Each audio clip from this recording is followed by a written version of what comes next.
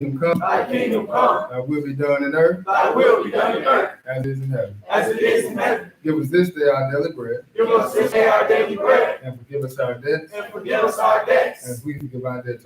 As we forgive our debtors. And lead us not into temptation. And lead us not into temptation. But deliver us from evil. But deliver us from evil. For thine is the kingdom. For thine is the kingdom. And the power. And the power. And the glory. And the glory. Forever. Forever. In Jesus' name. In Jesus' name. We pray. We pray. Amen. Amen. All right, so I was gonna go off into all the rest of the stuff that come with it, but I don't got my paperwork. So the opening scripture is gonna be coming from Proverbs chapter 1.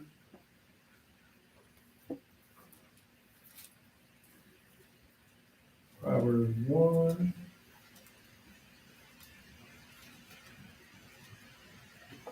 I'm gonna pick this up at verse 2. Well, verse 1. The Proverbs of Solomon, the son of David, king of Israel, to know wisdom and instruction, to perceive the words of understanding, to receive the instruction of wisdom, justice, and judgment, and equity, to give subtlety to the simple, to the young man knowledge and discretion. A wise man will hear and will increase learning, and a man of understanding shall attain unto wise counsel. Today's scripture comes from Proverbs chapter 1, verses 1 through 6. May the Lord have the blessing to the reading here and the doing of his word. In Jesus' name we pray. Amen. All right, so Ecclesiastes 7. We're going to pick this up at verse 5. Ecclesiastes 7. We're going to pick this up at verse 5. Go and read that. What it says. It is better to hear the rebuke of the wise than for a man to hear the song of fools. Right. So it may not sound good. It may sound like we, being anal. No, man. Listen to what it says. It's better to hear the rebuke of the wise than to hear the song of fools. The song may sound good, but coming from fools, it ain't going to do you no good. So it's better for you to hear the rebuke of the wise because that's going to save you, that'll do you some good in the long run. That's what we have to understand. I remember Elijah got on me about animal sacrifice. And I'm sitting up here, I'm studying Brother Bowie like I used to study Michael Jordan. So as soon as they say something to me about animal sacrifice, I'm kicking. JD hit me. I'm like, man, so you mean to tell me Bowie wrong?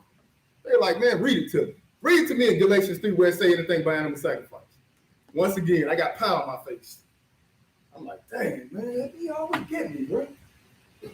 But I was going with the crowd, not really studying, just listening to everybody.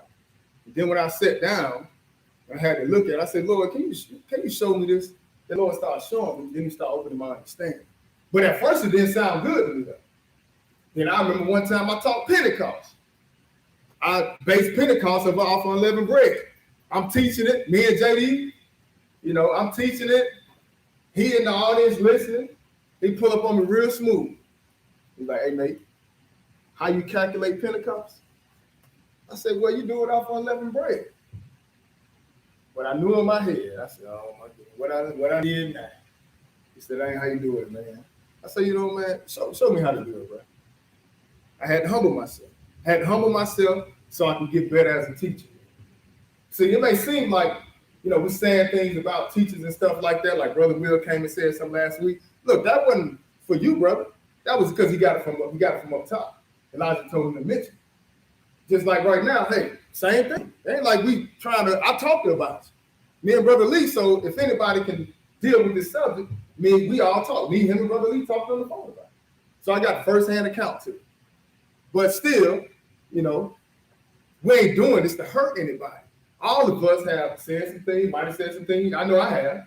I don't know about anybody else, but I know for me myself, have said some things that have been wrong, and I got corrected. And even if I thought it was right, I had to sit on it, though. Like I told him, I say, man, sometimes you think you got it, bro. Just sit down on it, bro. Just sit back on it. He told me, he said, well, Nate, I ain't teaching it. I said, well, you tell anybody? He said, I think I told one or two people. I said, well, you're teaching it, bro. You're teaching it. Keep it to yourself. Keep it to yourself. Lord will give it to you sometimes. He'll clear things up if it need to be cleared up. So I done been down that path. So that's what it's all about. But go over to Genesis 2. Mainly the other two scriptures mainly hit on the same thing. But let's look at this. Genesis chapter 2. And I say y'all can look at those on your own. Mainly the same thing, talking about a wise man. But you know what? We gotta read Proverbs. Proverbs 9. Proverbs 9. Y'all wouldn't believe me if I told y'all. If I don't read Proverbs, you know who's gonna be calling me?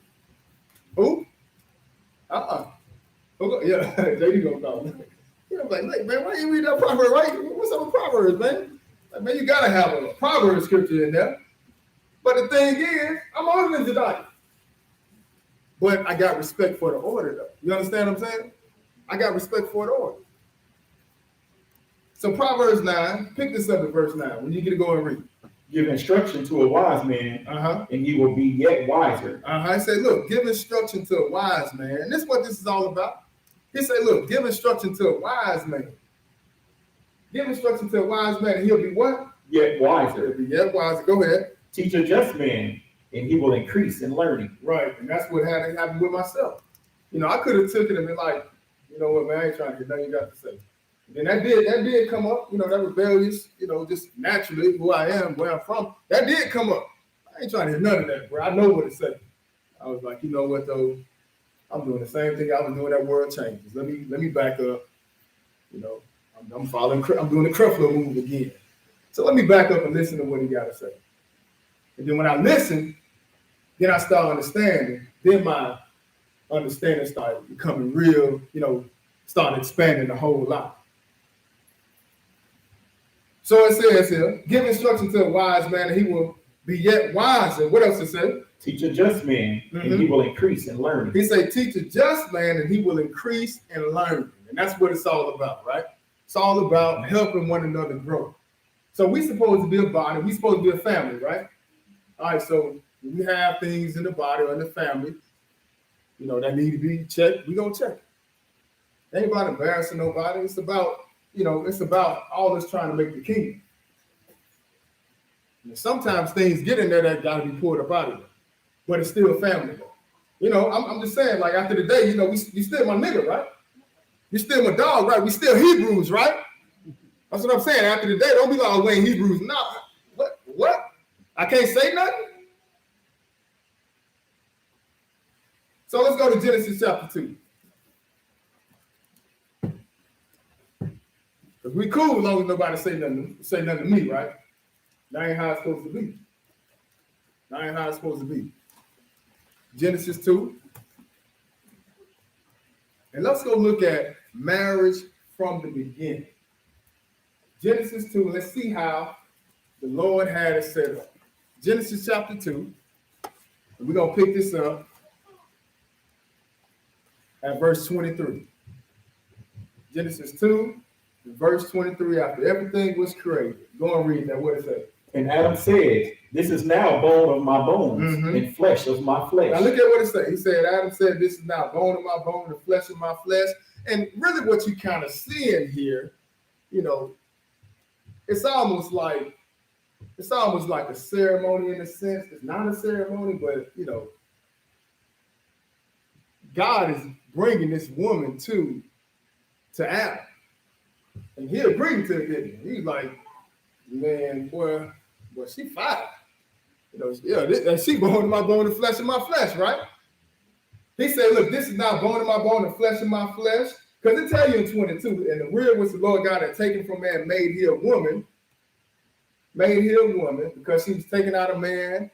I'm sorry, in 22, he said, the real was the Lord God had taken from man, made here a woman, and brought her to the man, right? All right, go ahead and read. What else it says? And Adam said, this is now bone of my bones and flesh of my flesh. Keep reading. She shall be called woman because she was taken out of man. Okay, but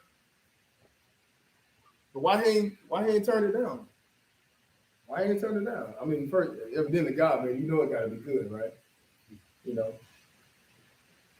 Well, he agreed to that. Then what's gonna happen? Go ahead. Therefore shall a man leave his father and his mother and shall cleave unto his wife. Okay, so now you see this in Genesis, in the beginning of the Bible, right? You know how sometimes I'm just trying to put some in your head. I want to show you how we will how sometimes we will allow some things to pass, but in this case right here, we don't allow this to pass. I'm gonna give you an example. All right, so a lot of y'all, when it comes to the Quran, we don't want to deal with the Quran. And one of the things that we'll use is, first off, the Quran is false. But we'll say things like the Bible came around how many years before the Quran? Somebody know, right? If you don't know, the saying is the Bible came around 600 years before the Quran came into existence. So that means since the Bible was there first, I'm going to go with what the Bible says, right? I'm going to go with what the Bible says. And that's, some people that's been in the Word for some time know that the Bible has been here before. So just remember, I'm going to tell you why I say that later on. But at this point in Genesis, you see them coming to, they married, in other words, because the marriage is based on an agreement. That's how marriage is set up. The marriage is based on an agreement. For example, if you go to Matthew chapter 1 and you look at what happened with Joseph, Joseph was going to put Mary away, right? Y'all know about that. He was going to put Mary away because she was pregnant and they hadn't laid together. But if you go read it on your own, the angel came and told him, fear not to take unto thee Mary thy what? Thy wife, right? But they hadn't laid together. So how was she his wife? Because the marriage is based on an agreement. There's a covenant that's made between two people. In this case, it's supposed to be like this in the world today. Like, for example, with my daughter. She got married to Brother Johnny down in Atlanta. But he had to do the things I told him to do before he could take my daughter as his wife. Because we try to do it as best we can according to the Bible. Then I agreed to it. Then he took her as his wife. But he had to come to the Father first. That was an agreement that me and him both made. This is usually how it's done. But once we agreed to it, look, that's his wife. Now, when they lay together, hey, that's just going to consummate the marriage. That's going to finalize the deal. Because if you look at right here, look at verse 25 and read that. What does it say? And they were both naked. Uh-huh. The man and his wife. Wait a minute. The man and his what? Wife. It don't say they had sex, do it? No. They ain't even, matter of fact, they didn't have sex until Genesis chapter 4, based on the conversation that the Lord was having with Moses. But you seeing an agreement being made here. Hey, the Lord brought Eve to the man. He cool with it. That's what's going to cause him to make that statement. Therefore shall a man leave his father and his mother, and shall cleave unto his wife, and they shall be one flesh, right? Then it says, and they both were naked, the man and his wife, and were not ashamed. But this is in Genesis, the beginning of your Bible, right? All right, so now let's move a little further. Let's go to Romans chapter 7. Because this is where husband and wife going to come about. Now, let's see how long they're supposed to be together.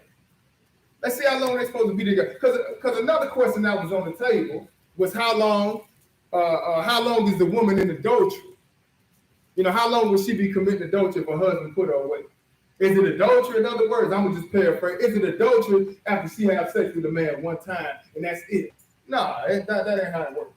As long as you're in that jacked up situation, it's adultery. Matter of fact, the tag that's going to follow you as a woman, you're going to be called an adulteress.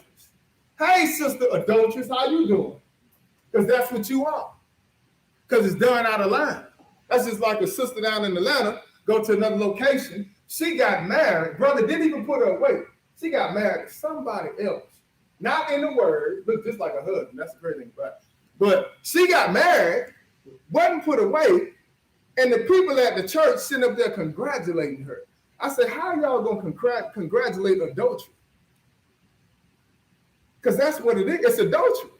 So Romans 7, let's see how long it's supposed to be. Before we get to the intricacies of adultery and fornication, let's see how long the marriage is supposed to last. Romans chapter 7, and pick this up at verse 1. Romans 7 and verse 1. Go and read that for me. Know ye not, brethren, Go for ahead. I speak to them that know the law, how that the law hath dominion over a man as long as he liveth. So look at what it says. It said, know ye not, brethren, for I speak to them that know the law, how that the law have dominion over a man as long as he lives. So let's see what it's talking about. Go ahead and read. What does it say? For the woman which hath an husband is bound by the law to her husband so long as he liveth. Okay, so this is really how long marriage is supposed to go, right? As long as he's alive, hey, she's bound to her husband. As long as he's alive. Now, we ain't talking about all the things in between. We're going to get to that. But just marriage in itself, this is how it's supposed to be. To death, you know, they say at the wedding, they say to death do us part, right? Well, that's really how it's supposed to be. So it says, for the woman which hath an husband is bound by the law to her husband, so long as he live, right? But what? But if the husband be dead, she is loose from the law of her husband. Right, so it says, but if the husband be dead, now she's free, right? She's free now. That's why it says here, but if the husband be dead, she is loose from the law of her husband. But what if he's not dead? What that say? So then if, while her husband liveth, she be married to another man, she shall be called an adulteress. Okay, so look, if the husband ain't dead, she married to somebody else, what is she called? An adulteress. She called an adulteress. That's why I said you're going to have that tag on your tag sitting right next to you. Hey, sister adulteress, how you doing today? Because that's really what you are. Let's not fake it. That's what you are. You marry somebody else, and your husband is alive. You are an adulteress. Now, we're not talking about all the intricacies of 1 Corinthians chapter 7, if he's not serving God. We ain't talking about that. We're just talking about from Genesis, how marriage is supposed to go and how long it's supposed to last. It's not like God is giving you a way out of that, you know, besides what we're going to get into, which is where you're going to see he's going to allow, you know, we're going to, you know, people go, matter of fact, you know about 1 Corinthians 7, y'all was talking about it. You know, we're going to look at Deuteronomy 24, we're going to look at Deuteronomy 22, we're going to look at those as well. But at this point, though, marriage is supposed to go for how long? Until that man is dead. Then if he dies, then she has a right to go get her another husband. But you can't go in the world and get you any type of husband. He got to be in the word. 1 Corinthians 7 tell you that, I think around verse 39. You get you another husband in the Lord, though. Like, it's not like you're going to be in the word serving God, then, you know, your husband died. You just go get you anybody because you're alone. You know, you need that comfort. You know, you need somebody to talk to. No, it don't work like that. Be patient. So now, let's go over to Deuteronomy 22. Finish that verse 3. Yeah, you can. Go ahead.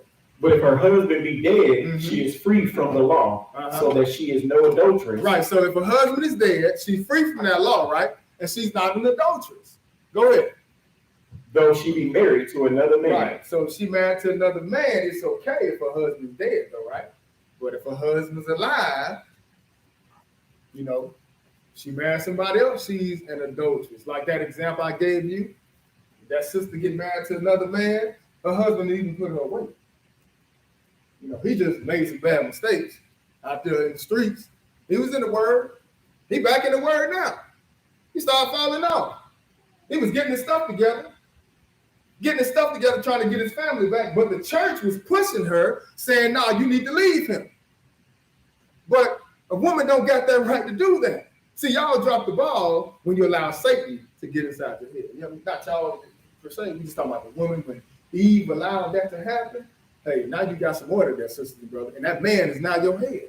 You don't have that power to do that. So it says, so then if while her husband lives, she be married to another man, she shall be called an adulteress, but if her husband be dead, she is free from that law, so that she is no adulteress, though she be married to another man. So now let's go over to Deuteronomy 22. And this is something that's been brought up pertaining to this question that was going on in the class. But if y'all know anything about grade school, listen, pay attention. Pay attention. Y'all know y'all have been taught about topics and subjects in school, right? In elementary, you've been taught about, you know, they teach you that in English class, don't they? You know, everything got to, you know, in other words, it got to make sense. You write the paper, it's all gonna make sense, right? You got a topic, you got the body, you know, everything gonna make sense, right? So when we look at Deuteronomy 22, has absolutely nothing to do with Matthew 5 and 18. Absolutely nothing. So Deuteronomy 22, let's pick this up at verse 13. Deuteronomy 22 and verse 13. Go and read that for me. If any man take a wife and go in unto her and hate her, and give occasions of speech against her, and bring up an evil name upon her, and say, I took this woman, and when I came to her, I found her not a maid. Then shall the father... Now, first off, we have to understand what's going on right here.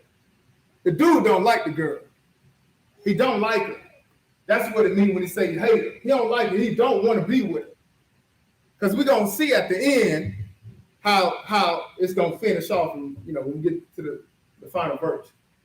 But the point is, he don't want to be with her. So he's going to try to make something up. Or he's going to try to come up with a way to get rid of her. So here we go. He's making up a lie on this system. So it says here, if any man take a wife and go in unto her and hate her, right? And let's not act like that don't happen. Let's not act like that don't happen. You done got with her now. You satisfied yourself. Now you don't want it no more. That's why one thing Brother Bowie says, you got to meet him in the head before you meet him in the bed, right? Got to get to know him first. Get to know each other here first before you lay down with each other. Because it ain't supposed to be we having sex and then, okay, I don't want to be with you no more. And that happens inside the truth. And that shouldn't be. But he said, look, if any man take a wife and go in unto her and hate her, and what? And give occasions of speech against her, and bring up an evil name upon her, and say, I took this woman, and when I came to her, I found her not a maid. Okay, so in other words, because the agreement with the father is that the man is made, it was based on his daughter being a virgin. That's just like if I told Brother Johnny that my daughter ain't never been touched by a man. I knew that because I never let out of my sight like that. I stayed on top of even my son ain't never been with a woman. Because I stayed on top of him like that. But the point is, we talking about the woman here, right? So it says here, if any man take a wife and go in unto her and hate her, and give occasions of speech against her, and bring up an evil name upon her, and say, I took this woman, and when I came to her, I found her not a maid. In other words, I thought she was a virgin, but when I laid with her, she wasn't a maid. Go on and read what else it says. Then shall the father of the damsel and her mother take and bring forth the tokens of the damsel's virginity unto the elders of the city in the gate. And the damsel's father shall say unto the elders, I gave my daughter unto this man to wife, and he hated her. Now look at what now the father got proof that his daughter is a virgin. He got proof. That's why it says here, it says, then shall the father of the damsel and her mother take and bring forth the tokens of the damsel's virginity. In other words, we have some proof to show you that our daughter was a virgin. And the proof is that after they lay down together, you're going to be able to see on the sheets, there's blood on the sheets. So all he got to do as a father is open up that sheet and show, look, they go to token of virginity right here. So it happens to be that. Guess what? Now the man is lying with her. And I know it still works today. Because my daughter called my wife, and they was like, we looking at it. We just amazed how the Bible has said certain things was going to happen. You understand what I'm saying? But that's how they did it back then. And I didn't want to say nothing, but I was like, it's going to be on. I know it. But it says, look, and the damsel's father shall say unto the elders, I gave my daughter unto this man to wife, and he hate her. See, that's the point right there. He don't like her. He don't want to be with her. So he's going to try to find a way to get out of this. What else is that? And lo, he hath given occasions of speech against her, saying, I found not thy daughter a maid, and yet these are the tokens of my daughter's virginity. Okay, so he said, look, this guy done said, I found her not to be a maid, but look, think of my daughter's tokens of virginity right here. Look at the sheet.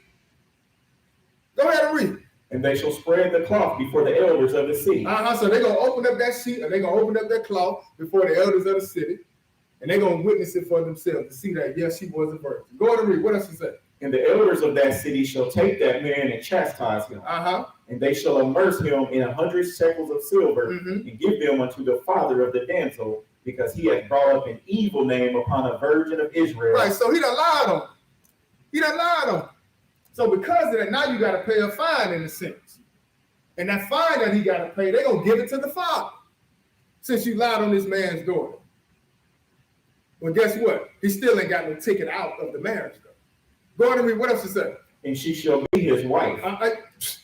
Even though you tried to lie. See, the context, it let you know he was going to lie on her to get out of that.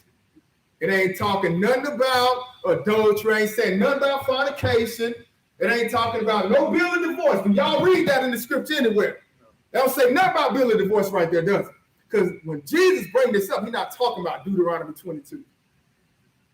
Ain't got nothing to do with it. It's just telling you what to do if this dude lie on your daughter. Now, if she happened to be not a virgin for real, what we gonna do with her? Go ahead and read. He may not put her away all his days. So you gotta keep her. But if there's a chance that she did sleep around, what else to say? Go ahead and read. What else to say? But if this thing be true, and the tokens of virginity be not found for the damsel, then they shall bring out the damsel to the door of her father's house. And what's gonna happen to her? And the men of her city shall stone her with stones. So wait, stop. Let's just use common sense. That means she gonna get stoned, right? So how in the world am I gonna give her a bill of divorce to go out with her? Think about that. How am I gonna give a dead woman a bill of divorce? Because that ain't talking about this. This ain't talking about the bill of divorce right here. This talking about if she messing around, or she messed around and based on what her father knew and her mother knew, she's supposed to be a virgin. If she's not a virgin, kill her. So why are we using Matthew to come and use the Deuteronomy 22? They ain't got nothing to do with the conversation, not whatsoever. Go on and finish reading, bro. Because she hath wrought folly in Israel to play the whore in her father's house, so shalt thou put evil away from among you. Right, so you're going to kill her. She done. That situation's happened. She a virgin, hey, buddy stuck with her. She not a virgin, kill her. She ain't going to get no bill of divorce. Let's go look at what it's talking about bill of divorce. Let's go to Deuteronomy 21:14. Let's see what is coming to the picture. Deuteronomy 24 and verse 1. Deuteronomy 24 and verse 1. Go and read that. When a man have taken a wife and married her, and it come to pass that she find not favor in his eyes, because he has found some uncleanness in her, then let him write her a bill of divorcement and give it in her hand and send her out of his house. So what's the uncleanness he's going to find in her? What's the uncleanness? She couldn't have committed adultery, right? Can't be adultery. Because what's supposed to happen if she committed adultery? Supposed to be dead, right? Can't be fornication, because that's not allowed in Israel. So evidently, he don't want to do coming up with something. I don't like it. Breath stank. Y'all know how to cook. Should have figured that out before you lay down with it. So he's just trying to find us something, because that's how some people do. They just want to, like they will say on Martin, GTD. I ain't got to say it. For some of y'all that's old enough, I got the man. Some of y'all young people not going to understand it. That's fine. You don't need to understand it. And don't go back to look at Martin and see what he was talking about either. But some people, that's just their goal, to lay down with her, and that's it. But he said, look, when a man have taken a wife and married her, and it come to pass that she find no favor in his eyes, he don't like the woman. And what else? Go ahead. Because he has found some uncleanness in her, then let him write her a bill of divorcement and give it in her hand and send her out of his house. Okay, so now what we going to next, now this is where you see bill of divorce introduced. Got nothing to do with Deuteronomy 22. This is where Jesus is going to come back to, Deuteronomy 24. So it says here, when a man have taken a wife and married her, and it come to pass that she find no favor in his eyes, because he have found some uncleanness in her, then let him write her a bill of divorcement and give it in her hand and send her out of his house. What else to say? And when she is departed out of his house, she may go and be another man's wife. So she got that freedom. He gave her a bill of divorce. She could be another man's wife. We read this in the law of Moses. Go ahead and read. What else it say? And if the latter husband hate her and write her a bill of divorcement and giveth it in her hand and sendeth her out of his house, or if the latter husband die, which took her to be his wife, her former husband, which sent her away, may not take her again to be his wife after that she is defiled. So she can't go back to her first husband. If her latter husband died, she can't go back. She defiled. They try to do that. Can't go back. Go ahead. For that is abomination before the Lord. And thou shalt not cause the land to sin, which the Lord thy God giveth thee for an inheritance. All right, but I do think we need to put that AC on about 72. It's freezing in here, ain't it? Y'all ain't cold? I might be under the vent. It feel like we're in a bank. It's freezing in here. But don't make it too hot, though. Don't make it too hot. I don't want people to get too hot. You know what they say. We draw heat, right? But it says here, look, he done found a problem with her. Come to pass that she found no favor in his eyes because he had found some uncleanness in her, then let him write her bill of divorcement and give it in the hand and send out of his house. Now go to Deuteronomy 21 right quick.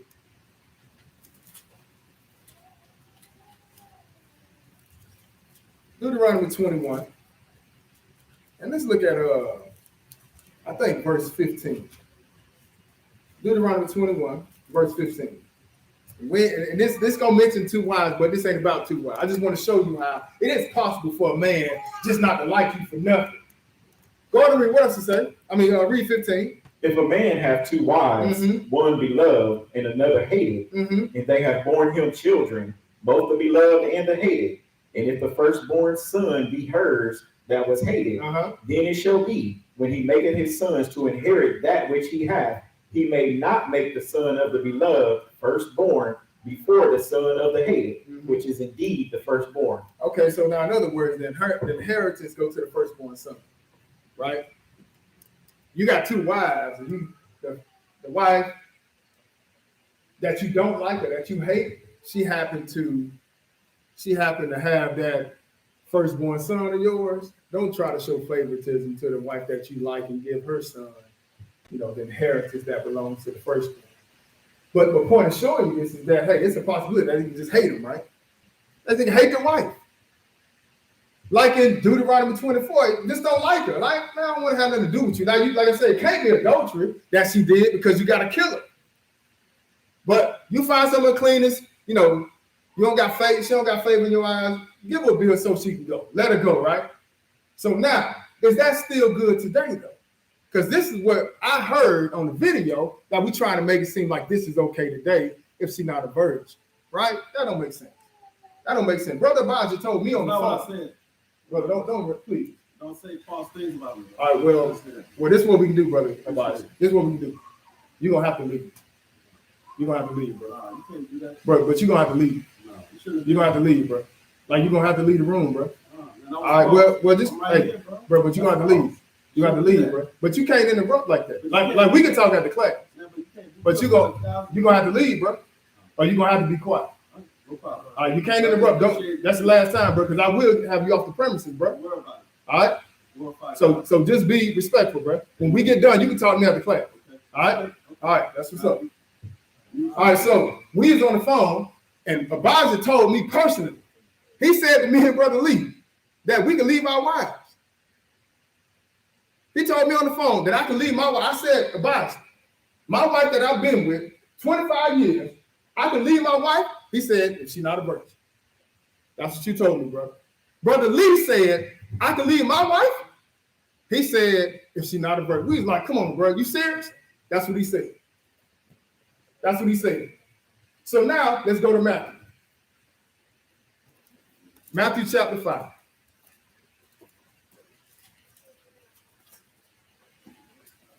Matthew chapter 5.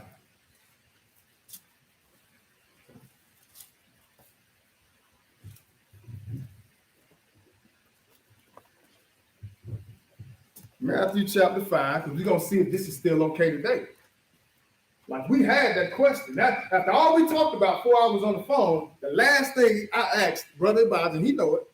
Last thing me and Lee both asked, and he said yes. Matthew 5 picked this up at verse 31. Go and read that. What it says? It has been said, whosoever shall put away his wife, let him give her a writing of divorcement. Okay, now, y'all smart, ain't you? Y'all ain't no dummies, are y'all?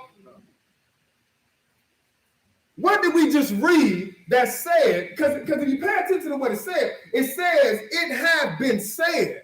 In other words, there's somewhere in the Bible that says what Jesus just said. Where is that at? What did we just read? Deuteronomy what? It was 24 that said that, right? Did y'all read that in Deuteronomy 22? Okay, this is why I said when you're in school, you talk about topics and subjects and how things make sense, right? So there's no need for me to go throw 22 in here when 22 wasn't even talking about this. What Jesus is quoting, he's quoting Deuteronomy 24. It's either hot or cold. In this room right here. Turn it off, then it get hot. You might turn it back on, man. Goodness gracious. Y'all sound like the church in Atlanta, boy. We can't figure out the AC for nothing. That's why they was like, no, it's good, but man. Deuteronomy, okay, so Jesus is quoting.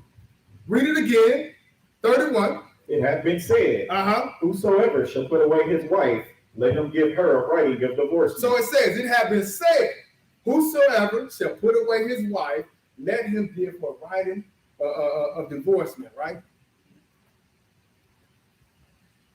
Like, this is simple to me, man. This is simple. Now, if there's another agenda being pushed behind this, then I can understand how we're going to make room to try to justify that agenda. But if you just read it like it is, it say what it say, and everybody know what it's talking about. You know what it's talking about when you hear in Galatians chapter 3, it talks about, or in different places in Hebrews, it talks about it. Matter of fact, I'm gonna give you a great example. Most of y'all probably know it by heart. When Satan tried to come and tempt Jesus, and Jesus say, he say, when Satan tell him to bow down and worship him, Jesus say, it is written, right? Thou should not, you should worship only God, right? I think when it says written, what is it taking you back to? Deuteronomy what? Y'all know it. Matter of fact, just hold your finger here. Let's go to Luke right quick. Let's go to Luke. We're going to come right back here just to show you an example. Luke chapter 4.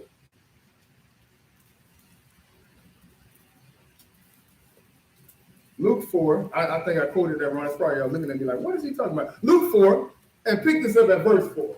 Luke 4 and verse 4. Now, this is Satan coming to tempt Jesus, trying to make him turn the stone into bread. So read verse 4. What does that say? And Jesus answered him, saying, It is written, that man shall not live by bread alone, but by every word of God. Okay, so now Jesus said, it is written. That means it's in the Bible somewhere. But keep in mind, the New Testament came later on down the line. So what would they read? They was reading Old Testament, right? But Jesus said it is written, right? So where is it written that man should not live by bread alone, but by every word of God? Where is that written at? Anybody know? Deuteronomy what? Deuteronomy 8, right? So automatically you know to go back to Deuteronomy 8 and verse 3, right? Okay, now go back to Matthew 5. Go back to Matthew 5 and read verse 31 again. It hath been said. It hath been said. So once again, it's written somewhere, right? Now, based on, finish reading that. Whosoever shall put away his wife, let him give her a writing of divorcement. So where is that written at? Deuteronomy what? 24, right? Deuteronomy 22 ain't got nothing to do with this stuff. You see how Luke 4, we know exactly where to go at. Matthew 5, we know exactly where to go at, right? Now, we try to put anything else in there. We try to make something fit that don't fit. That's when you must have quit. That's when you must have quit. Because that don't fit. So now keep reading. What else to say? But I say unto you that whosoever shall put away his wife, saving for the cause of fornication, causeth her to commit adultery. Okay, now look at this. Look at this now, because there was a wordplay on fornication as well. We're going to clear that up with the Bible today. We're going to show you what the Bible is going to categorize as fornication. That way, when you leave out of here, don't ever let nobody confuse you again on what fornication is. Because fornication is going to cover adultery. So it says here, but I say unto you, because notice what it says. It says, it have been said, whosoever shall put away his wife, let him give her a writing of divorcement. That was written where? In the law of what? The law of who? Law of Moses, right? Deuteronomy, right? So we know that was there. We read that. But now Jesus is saying, yeah, I get that. I know that's what it says. But let me tell you what I'm about to tell. Let me tell you what I'm going to do now. I'm going to change this. But I say unto you what?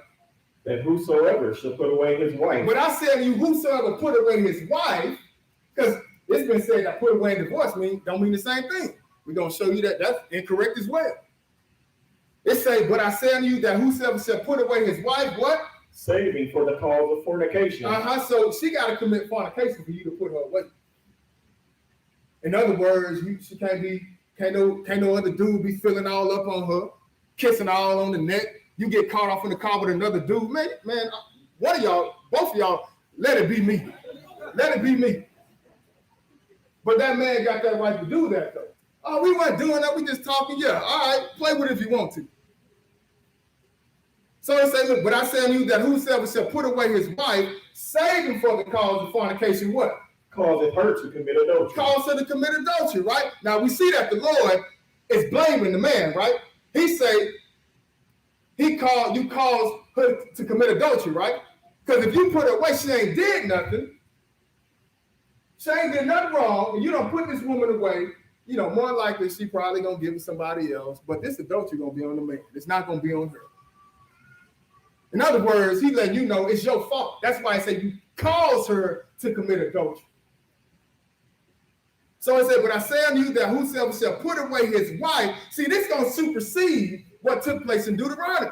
That's why Jesus said, yeah, it's been said, but let me tell you what I'm about to do. Let me tell you what I'm about to do. I'm gonna come and bring this addendum in. I'm gonna come in and I'm gonna take it back to how it used to be. That's why he says, but I say unto you that whosoever shall put away his wife, saving for the cause of fornication. In other words, you can't just look at her now and be mad at her for making some hard grits. Don't know how to cook, don't know how to clean. Every time you get home from work, the house dirty. I don't want to be with you no more. This is over with. No, it can't be. Nope. Lord let you know you can't put her away for that. He finna supersede it. This is why he said, I heard what it was. I know what they said back then, but this what I'm saying. But I say unto you that whosoever shall put away his wife, saving for the cause of fornication, cause her to do what? Commit adultery. Commit adultery, right? Now, the reason why I start off with fornication is because, look, fornication gonna cover everything. It's gonna cover everything, but it's letting the wife know or the woman know you can't get caught up doing no hanky-panky type stuff. None of that. He catch you doing anything like that, he got a right to put you away.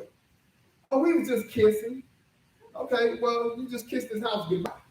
Get on up out of here. It's over. Covering everything now. Everything, things that you ain't got no business doing with another man, now you ain't getting away with it now. But I say to you that whosoever shall put away his wife, saving for the cause of fornication, cause her to commit adultery. What else to say? And whosoever shall marry her that is divorced committed adultery. Again. Okay, so he say, look, and whosoever shall marry her that is divorced commit adultery, right? But it's adultery across the board, right? But once again, we can't forget that the Lord already let the man know he caused it, right? So now let's go over to Matthew 19 right quick. Matthew 19, and let's look at it again. Matthew 19.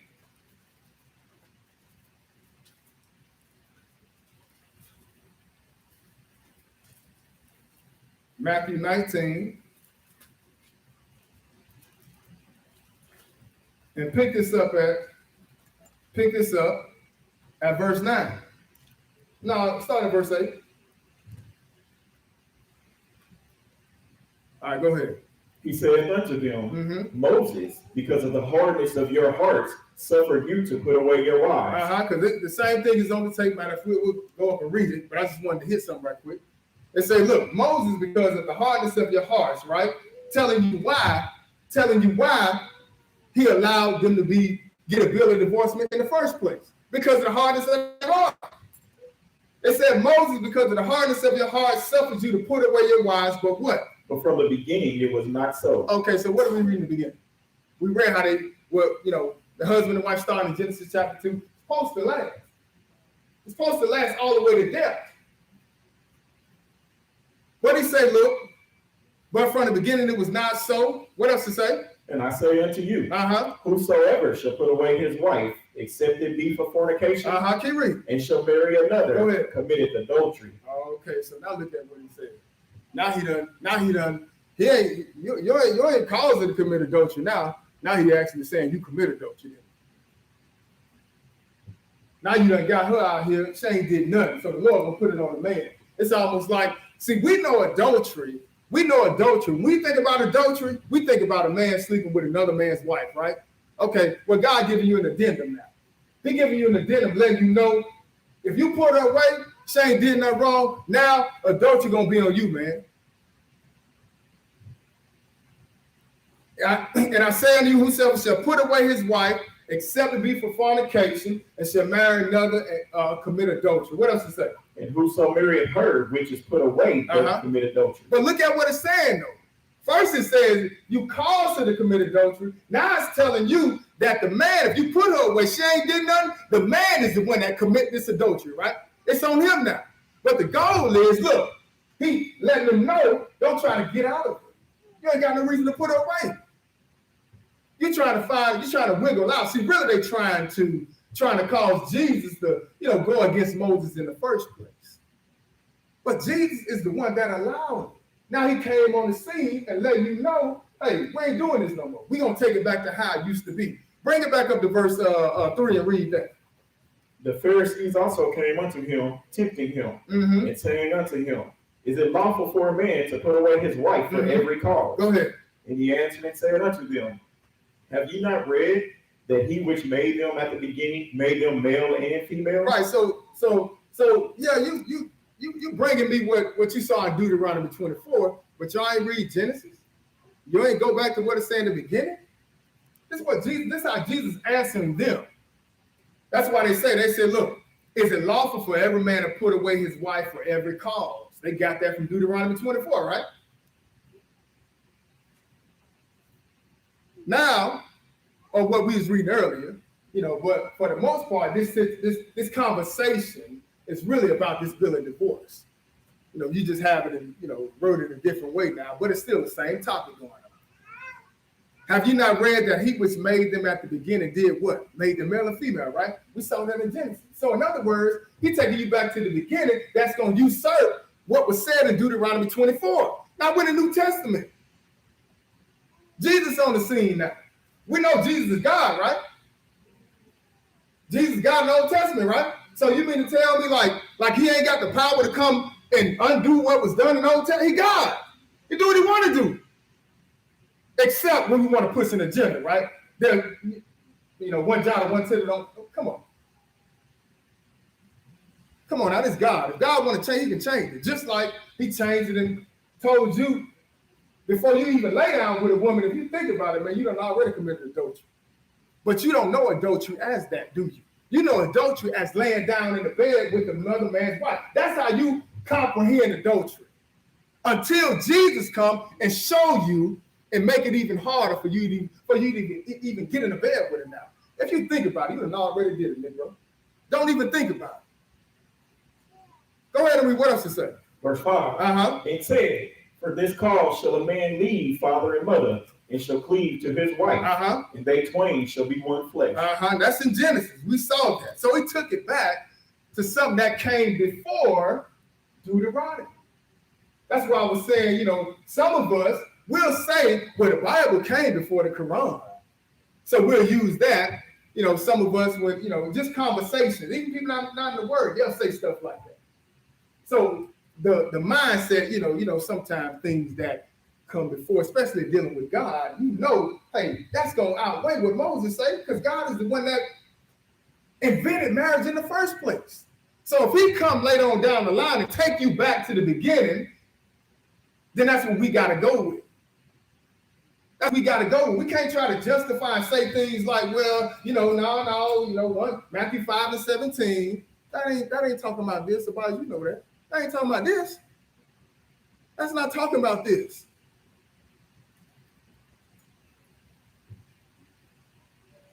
So he said, look, what verse you at? Verse 6. All right, go and read it. Wherefore they are no more twain, but one flesh. Go ahead. Well, therefore God hath joined together, let not man put asunder. So in other words, he let you know that includes Moses, right? Because the conversation we talking about divorce, right? And that divorce situation came up where? It came up in Deuteronomy 24 in the law of Moses. So the Lord is saying, don't let no man put asunder. In other words, can't nobody divide, ain't nobody going, there's nothing that's going to cause this husband and wife to divorce unless it's fornication. That's it. That's it. When he said let no man, that even includes Moses. Matter of fact, that's what they're making reference back to. Go on and keep reading. What else to say? They say unto him, why did Moses then command to give a writing of divorcement and to put her away? Okay, so why did Moses give us that bill, let us know we can write a bill of divorce then? If that's the case, we can't put her away, then why Moses did that? What did he say? He said unto them, Moses, because of the hardness of your hearts, suffered you to put away your wives. That's why that bill of divorce was introduced, because of the hardness of your heart. But what are you going to say? But from the beginning, it was not so. Well, hey, that ain't how this was supposed to be set up. From the beginning, it wasn't so. What else to say? Keep reading. And I say unto you, whosoever shall put away his wife, except it be for fornication, and shall marry another, committeth adultery. That's right. So look, once again, she don't commit fornication, you put her away, hey, you commit adultery. It's on you now, because you shouldn't have put her away. She ain't did nothing. Go ahead. And whoso married her, which is put away, doth commit adultery. It is adultery. That's the act of it. But hey, the man got to bear that burden now, because you should have never put her away. She ain't do nothing. That's all he's talking about. But he's taking you back to Deuteronomy 24. That's where the bill of divorce was introduced. Wasn't introduced in Deuteronomy 22. So that conversation shouldn't even been brought up. So now go to Mark 10. Mark 10.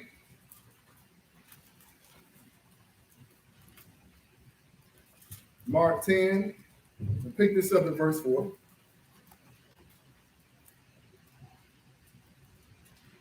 Go ahead. And they said, Moses suffered to write a bill of divorcement and to put her away. Okay, so now, it's been said that divorce and put away don't mean the same thing. But we can't play with the Bible like that. Because we talking about the same thing. We talking about the same exact thing. We don't see that. It says here, and they said Moses suffered to write a bill of divorcement and to put her away, right? So what the Lord gonna say in verse 11? Read verse 11. What it say? And he said unto them. So this is the gist of it all. Notice what Jesus gonna say. And he said unto them what?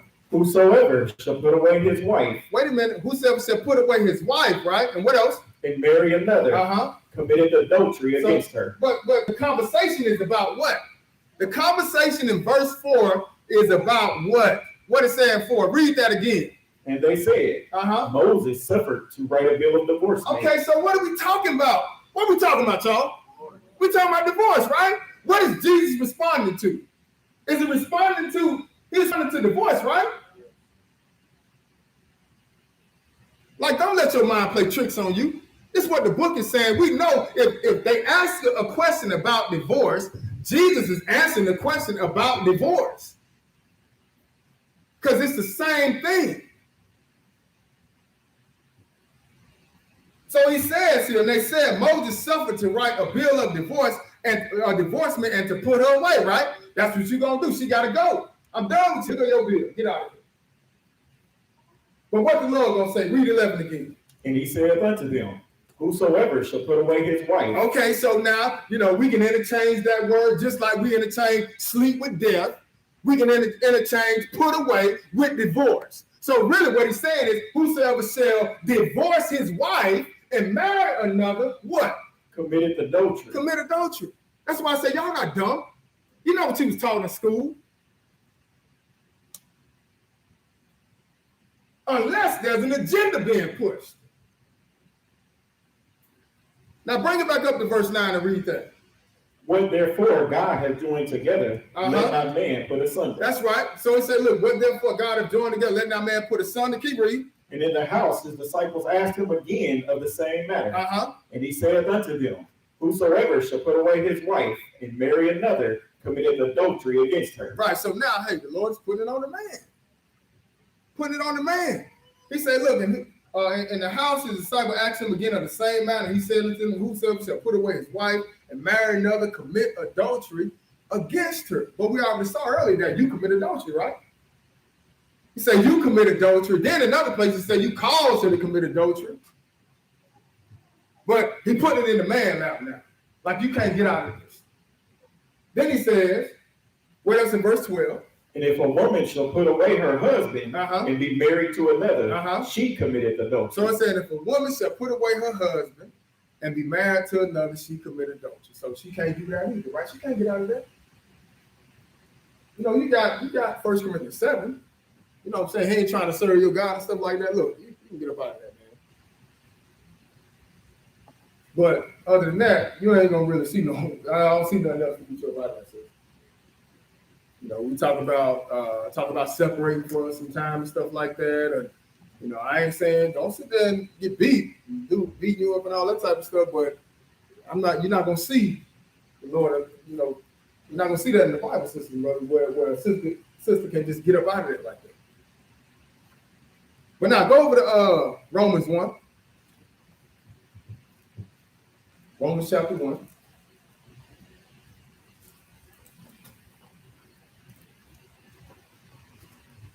Romans 1.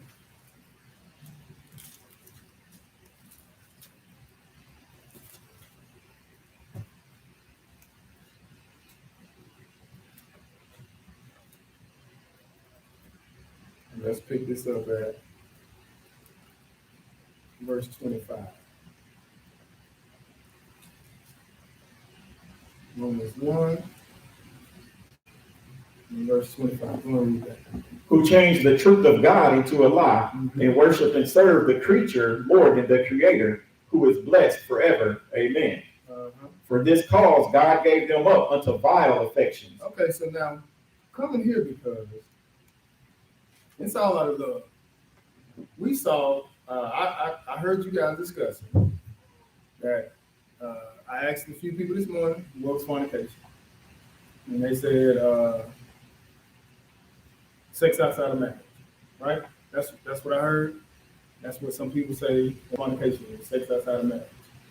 But fornication covers a broad, a plethora of things that will fall upon the fornication. We don't see that. So read that again. For this cause God gave them up unto vile affections. For even their women did change the natural use into that which is against nature. And likewise also the men, leaving the natural use of the woman, burned in their lust one toward another, men with men, working that which is unseemly. Okay, so now you got two men together, right? Now these two men together, that ain't supposed to be. Two women being together, that ain't supposed to be. So it says, and this, you go back and read Romans 1, that's really what it's really talking about. But I'm just coming here for a specific reason to kind of show fornication. Because fornication ain't just having sex outside of marriage. Fornication is going to cover, like I said, things broad. Several different things fornication is going to cover. So it says, who changed the truth of God into a lie, and worship and serve the creature more than the Creator, who is blessed forever. Amen. What else? For this cause God gave them up unto vile affections. For even their women did change the natural use into that which is against nature. Okay, so like I said, even their women did change the natural use into that which is against nature. So you got women sleeping with each other, men sleeping with each other, goes against how God set things up, right? Go ahead and read. What else it say? And likewise also the men, leaving the natural use of the woman, burned in their lust one toward another. Okay, so now it says here, likewise also the men, leaving the natural use of the woman, because naturally it goes, a man's supposed to be the woman, the woman's supposed to be the man. That's how it goes. That's the natural use right there. Not what we got going on today.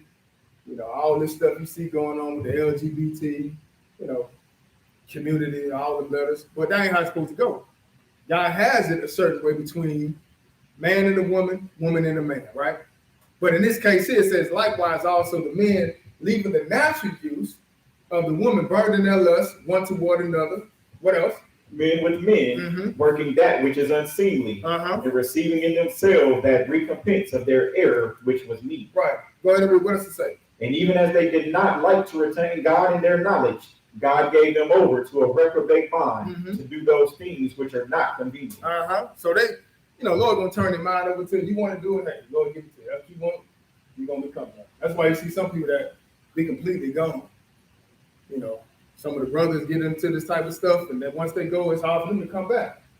They go all the way to the point where they castrate themselves. They try to be something that they're not. But hey, that's what you want to do. God will give you over to it. But he said, look, likewise also the men, leaving the natural use of the woman, burned in their lust one toward another, with burned in their lust one toward another, men with men working that which is unseemly, and receiving in themselves that recompense of error which was meat. And even as they did not like to retain God in their knowledge, God gave them over to a reprobate mind to do those things which are not convenient. 29. Being filled with all unrighteousness, fornication, Go ahead. wickedness. Wait, but why are we talking about fornication though? Why is fornication being listed in this chapter if fornication is just a man, you know, sleeping around with women? Because, like I told you, fornication gonna cover all different types of things. This is why you got fornication coming up in this chapter. It's telling you about that behavior. Like we say, fornication is all sexual acts and immorality. It's gonna fall up under that. Men with men, men with animals. You know what I'm saying?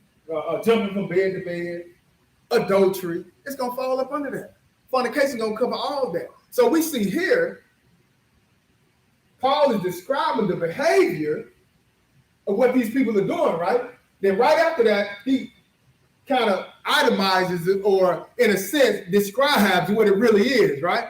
He called it what? He said being filled with all unrighteousness, fornication.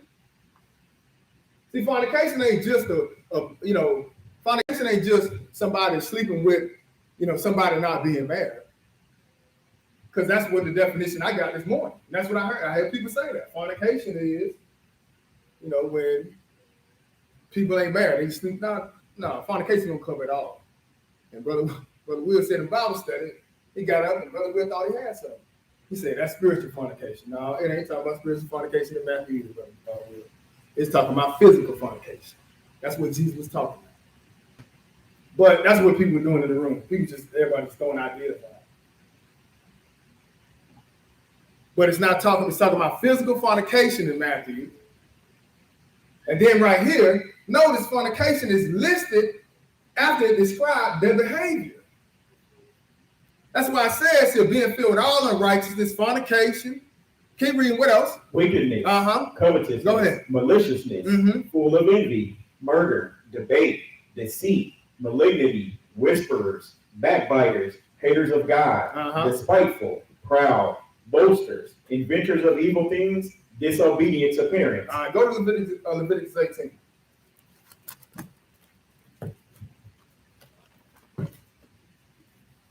Leviticus 18. Leviticus chapter 18.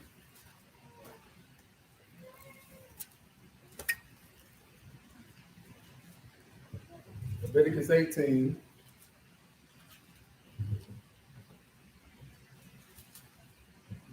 We'll pick this up at verse 22. So now you got a name for this. Now you know what this fall upon. Like this behavior right here, this gonna fall up under, this is going to be hung in that closet of fornication. It's going to fall up under that umbrella of fornication. What it say? Thou shalt not lie with mankind as with womankind. So in other words, two men ain't got no business laying together. But this is gonna fall upon the fornication. All right. He said, "Thou shalt not lie with mankind as with womankind." What else he say? It is abomination.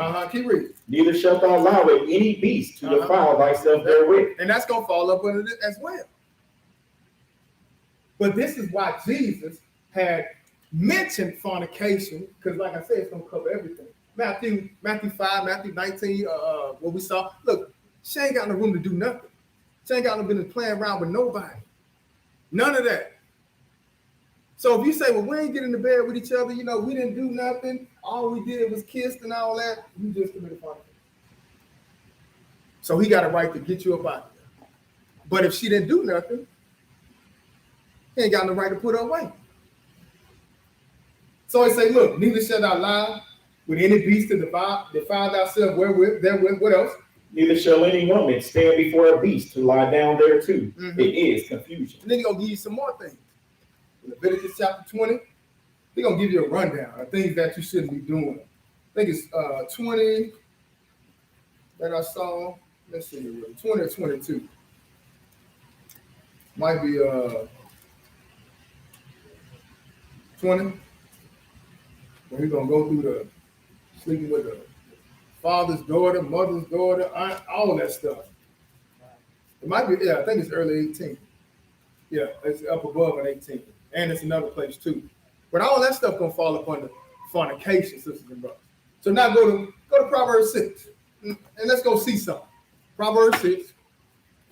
And y'all take from this at the end of the day, man, this ain't about trying to hurt nobody, embarrass nobody. But y'all have to realize this stuff is continuing on. It ain't just it's spreading all over the place. It's spreading all over the place. So it ain't like like I say, I really like Elijah. I knew when that brother Cole, straight up, Cole teacher. But we just got to fix this right here. We got to fix this. Proverbs 6, verse 27. Proverbs 6, verse 27. All right, go and read that. What does it say? Can a man take fire in his bosom and his clothes not be burned? Go ahead. Can one go upon hot coals and his feet not be burned? So that'll, you walk upon hot coals, you're going to get burned, right? He said, look, can a man take fire in his bosom and his clothes be not burned? That's almost automatic. Yes, you're going to get burned if you put fire in your bosom, right? He said, can one go upon hot coals and his feet be not burned? Right, you walk upon hot coals, your feet don't get burned, right? So go ahead, what else to say?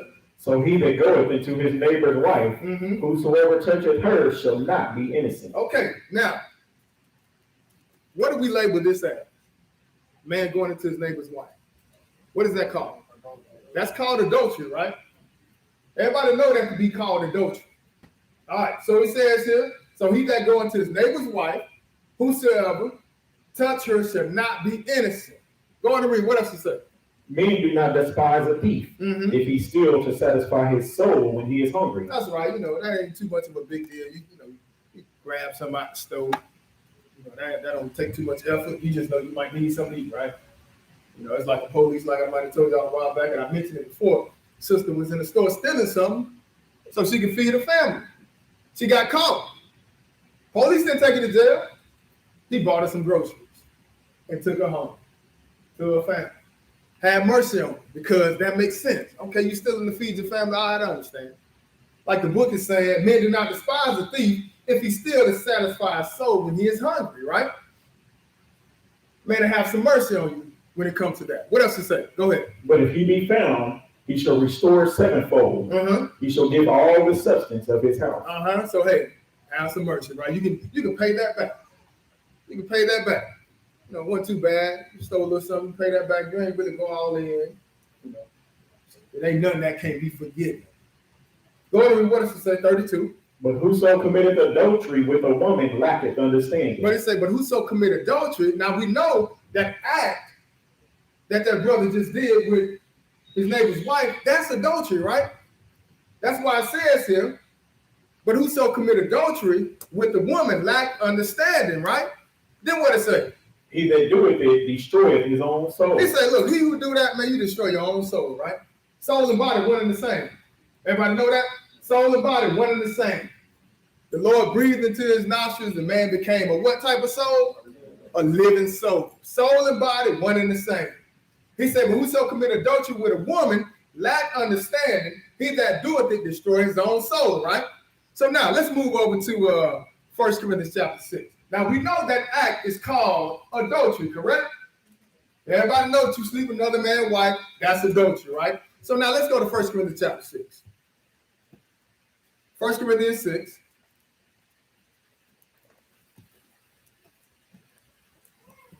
First Corinthians 6.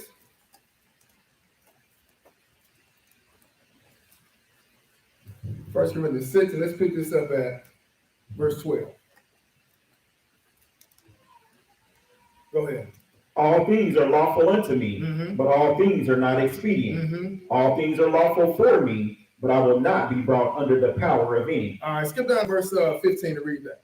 Know ye not that your bodies are the members of Christ? Shall I then take the members of Christ and make them the members of an harlot? God forbid. Okay. What? Know ye not that he which is joined to an harlot is one body? For two, saith he, shall be one flesh. Okay, keep reading. But he that is joined unto the Lord is one spirit. Flee fornication. Every sin that a man doeth is without the body. That's just like that still. That's just like that still not a stone. Look here, take your whole body to do that. You know, you steal something, you use your hand for the most part, grab it and get up out of there, right? Because Paul, what he's doing is he's going to take you back to Proverbs, what we just read. He's going to quote Proverbs. But when we saw it in Proverbs, it was called adultery, right? Notice what it's called in 1 Corinthians 6. Notice what Paul about to call it. He say, look, but he that is joined unto the Lord is one spirit, which is why you shouldn't be laying around with a harlot. Then he says, look, flee what? Fornication. He say, flee fornication, right? Now let's see what he gonna quote. Keep reading. Every sin that a man doeth is without the body.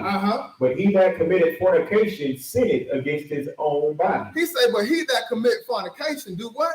Sinneth against his own body. But you know where he get that from? He get that from Proverbs 6. He that commit adultery destroy his what? His own soul. That's where he get it from. But in Proverbs it's called adultery, right? In 1 Corinthians, what is it called? Fornication. You know why it's called that? Because fornication covered all, sisters and brothers. Go ahead and keep reading. What else is that? What? Know ye not that your body is the temple of the Holy Ghost? So you belong to God. Shouldn't be doing that. Shouldn't be doing that. Now what we're going to do is we're going to go back to 1 Corinthians chapter 5 and see why this conversation came up in the first place. Why this conversation came up in the first place. 1 Corinthians chapter 5. And let's pick this up at verse 1. 1 Corinthians 5 and verse 1. What is it? It is reported commonly that there is fornication among you. He say, look, it is reported commonly that there's fornication among you, right? Go ahead and read. And such fornication as is not so much as named among the Gentiles, that one should have his father's wife. Oh, wait a minute. Wait. Hold on. Now, it's nasty out the gate if a dude sleeping with his daddy concubine, we'll say, like Reuben did, right? But another name for that is also called what? What is Paul calling it? Y'all understand now? Y'all understand? Fornication just covered all. That's why, which was the question in the room, why is he saying fornication? Because fornication is going to cover it all. Don't give that woman no room to do anything. But if she get caught doing anything, hey, he got it right to put her away. But y'all know if a man sleep with another man's wife, what is that called? What do we call that? We call that adultery, though, right? We call it adultery, right? That's what all of us call it. All of us know that to be adultery. All of us know that to be adultery. But right here, and then, like I said, it's even worse for a son to do it with his father's wife. That was bad what Reuben did to Jacob concubine. Went up on his father's couch. That was bad. But it's still adultery. But look at what Paul, look at what he's calling. He's calling it fornication. So it said, it is reported commonly that there is fornication among you, and such fornication as is not so much as named among the Gentiles, that one should have his father's wife. You don't need to be messing with somebody else's wife. Go ahead and keep reading. What else to say? And ye are puffed up, and have not rather mourned that he hath done, that he that hath done this deed might be taken away from among you. Skip down to verse 9 and read that. I wrote unto you in an epistle not to company with fornicators, yet not altogether with the fornicators of this world, or with the covetous, or extortioners, or with idolaters, for then must ye needs go out of the world. Okay, so now the conversation on the table ain't the conversation on the table is not about, people sleeping around not married. Is that what this is about? If you read verse 1, matter of fact, let's read verse 1 together. Verse 1 and 2. No, verse 1. What does verse 1 say? 1, 2, everybody go. It is reported what? Commonly that there is fornication among you, and such fornication as is not so much as named among the Gentiles, that one should have his father's wife. That's what's on the table, right? Not everybody just going around sleeping with each other, jump from bed to bed. That's not what's on the table is. What's on the table is you sleep with your father's wife, and then on top of that, that's his wife. We know out the gate that's adultery, but it's listed as fornication here. Y'all shouldn't be doing it. Ain't nobody saying nothing about that. Ain't nobody gonna check that in the church.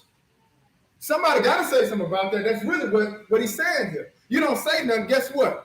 You puffed up. You allow this stuff to get out of hand. That's why you get the whole saying about, a little leaven the whole lump. That's where it all comes from, because you allow a little bit of sin to get in there. Don't say nothing. Guess what? It's going to get all over the church.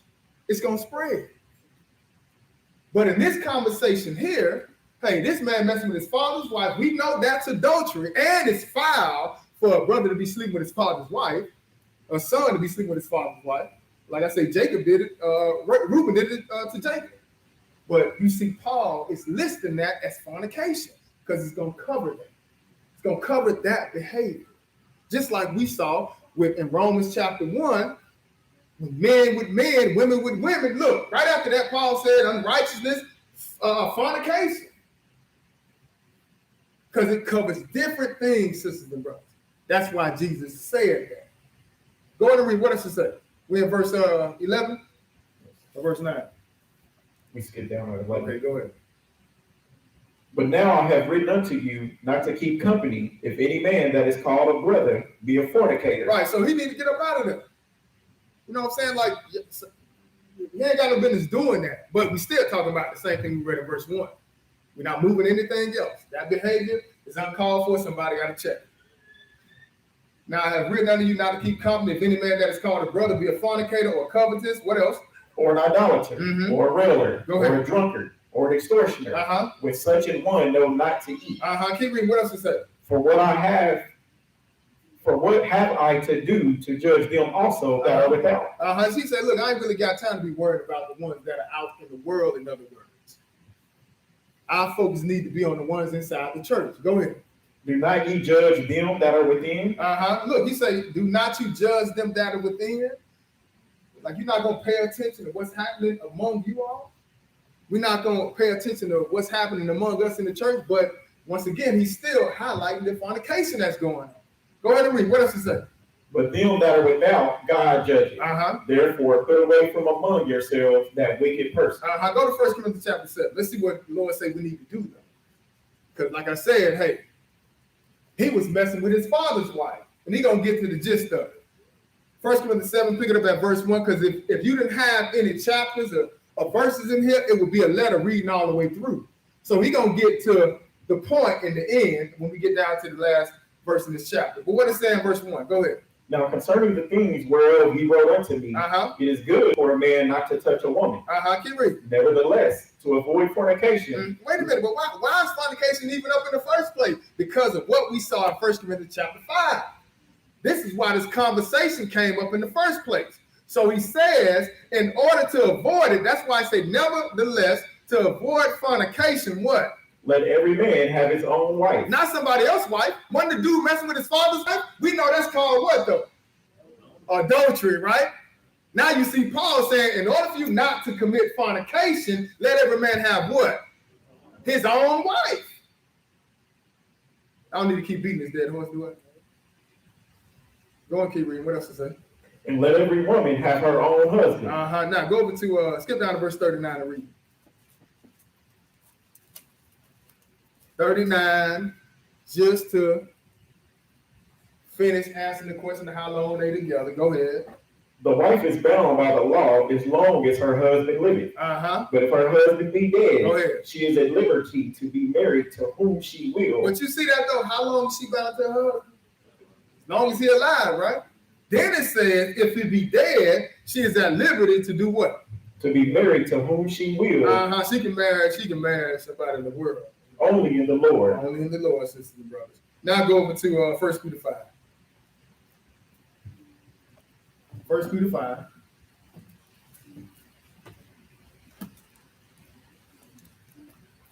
And this is what it's all about, man. You know, like I told you, I remember one time, me and Brother Elijah on the phone, almost arguing with each other. Like literally. I tried to buck at him. He got a little louder than me. I'm like, how you gonna be louder than me? Y'all know he got a loud voice, boy. And it was about the God of the Hebrews. You know, a few years back. God of the Hebrews, and you know, I was saying how Esau is a Hebrew. You know, and Elijah was like, Esau ain't no Hebrew. Matter of fact, me and Brother Obadiah in Indiana, I had put it on Facebook. He checked me online. And I was like, bro, why you can't call me, man? And he was like, man, holler at Elijah. I'm like, bro, why you can't call? Why you got to put this on Facebook, right? And I told Elijah, I said, man, what do you have to put on Facebook? Why you got to put it out there? He said, well, some things need to be put out in the open. You said it in the open. I ain't like that. I was mad as hell. You know, I ain't gonna lie, I was mad. I was like, me and JD talked about it, and in my head, I'm like, you ain't right. And then I'm gonna tell you something. About a year or so later, hit me right in the face again. I'm like, dang, he was right. I started seeing things in there about God and the Hebrews, you know, and that, you know, I just was trying to push something that I thought was right. I had to humble myself. And the crazy thing about it, it was another brother at the same time in California that taught a class called Satan is Very Entertaining. So we had to reach out to him, and JD mainly called him up and told him he was wrong about it. Brother got mad, left, was a teacher at Israel Church of Jesus LA. Got mad, left, and went to IOG. But that day, the day he kicked against it, that was the same day I was saying that Esau was a Hebrew. And me and Elijah, we were arguing back on the phone. That night, he taught a lesson. He ain't say my name, but I knew I was in that conversation. You know what I'm saying? And then later on, I didn't like it. I did not like it. He know now. I ain't never say that, but he know now. But I had to go back. I had to humble myself and just say, you know what? Maybe I am wrong. I took it like this. I say, well, you know, I'm new to this. He got more knowledge than me. Let me just back up and see. And it's crazy how, like I said, a year or so later, come to find out I was absolutely wrong. And I can admit it. I was wrong. You know what I'm saying? So it ain't about just picking out on one person. That ain't what it's about. I done got checked myself. You know what I'm saying? Like I didn't get checked on this particular situation with the Sabbath, but I taught a lesson in Atlanta saying that Jesus didn't rest in Genesis chapter 1. Genesis chapter 2. I said, well, God didn't rest. It say that clearly, don't it? Say God rested, right? So it was some brothers in Vegas. Brother called me up, was like, Nate, man, that class you taught, boy, about the Sabbath, he said that was a good class. He said, I understand what you were saying. He said, but there's some brothers out here don't agree with that. When you say Jesus, God didn't rest. I say, I was about to buck. I was like, you know what? Let me call Elijah and see what's going on. Because I know where I got that teaching from. I said, let me call him and see if God rested. And Elijah, he said, what the book say? It said God rested, right? That was it. I said, hey, he rested. So I came back the next week in front of all the people in Atlanta. And I said, look, man, I said something last week. Nobody told me to say anything. But it's not about me though. I put something out there that needed to be corrected, you know. So I came back the next week and I told everybody, I said, look, I apologize, y'all. I told something last week I shouldn't have talked. Where I said that God didn't rest on the seventh day, I said that's wrong. God did rest on the seventh day because that's what the book said. You know what I'm saying? So that's what it's all about. It's all about people getting better. You know what I'm saying? And then, like I say, sometimes you don't know something, brother. The book tell you, it said in the latter days, knowledge is going to increase. It tell you that. So it's going to be brothers that's going to come up and know more. But if it's going to cause confusion and division, just sit down and just wait on it. Just wait. If it's right, it's going to come out the right way. It's not going to come out with no confusion. And y'all absolutely sound confused online. Y'all sound very confused. Y'all ain't bad or nothing like that. Y'all was, it sounded like y'all was on, like a TV show or something, calling up, your helpline. You know how you have that lifeline to help you with a question? That's how y'all sounded to me. Everybody was talking. Everybody trying to figure out the question, and that's not how it's supposed to go. That teacher sitting up here, if the question can't get answered, we just gonna have to shut it down. But that turned into a lot of confusion. And it ain't supposed to be like that, especially with the brothers. The brothers, y'all want to be heads and stuff like that. You want to lead your household and stuff. Well, when you come to church, look, you have people walking here that don't know how things are ran. Y'all got to make sure things are in order. Y'all got to make sure things are in order. And we ain't kowtowing to no women. Just make sure y'all understand that. The women ain't running nothing. I don't want y'all to feel like y'all ain't. I ain't say y'all ain't nothing. I say y'all not running nothing. You understand what I'm saying? Like if you understand how we do things, we're gonna make sure y'all good. We're gonna make sure the sister's good. The sister's gonna always be good. We're gonna make sure that. A lot of stuff, for the most part, y'all ain't gotta do nothing besides help us, give us ideas on how we're supposed to do it. For the most part, the women do all the cooking though. When it comes to the feast, y'all be doing all that stuff. Y'all had ideas on how things supposed to be set up and stuff. We don't know what we doing. We need y'all. But as far as doing all the talking and voicing and this stuff, hey, the brothers put all that stuff together, and then we gonna come back. A lot of the time, brothers go home and talk to their wife. What you think? What you think? This wife gonna say one thing, this wife gonna say one thing, and then we gonna say, well, why don't y'all come up with some ideas and show us what we can do better? You understand what I'm saying? We just the front of it. The brothers are. And it gotta be some order. It gotta be organization. It can't be confused. And that's what it looked like. So I don't want y'all thinking this is about beating y'all up, but it was bad. It was, it gotta be bad if Elijah gotta get up and teach a class on Dallas Q&A. See, he just teaching on the subject y'all was talking about. But I was hearing everything that was going on in the room. Even teacher from Atlanta sitting up here like this. Somebody can I get your phone? And he said, I don't know, my understanding is shot. That's bad. That's terrible.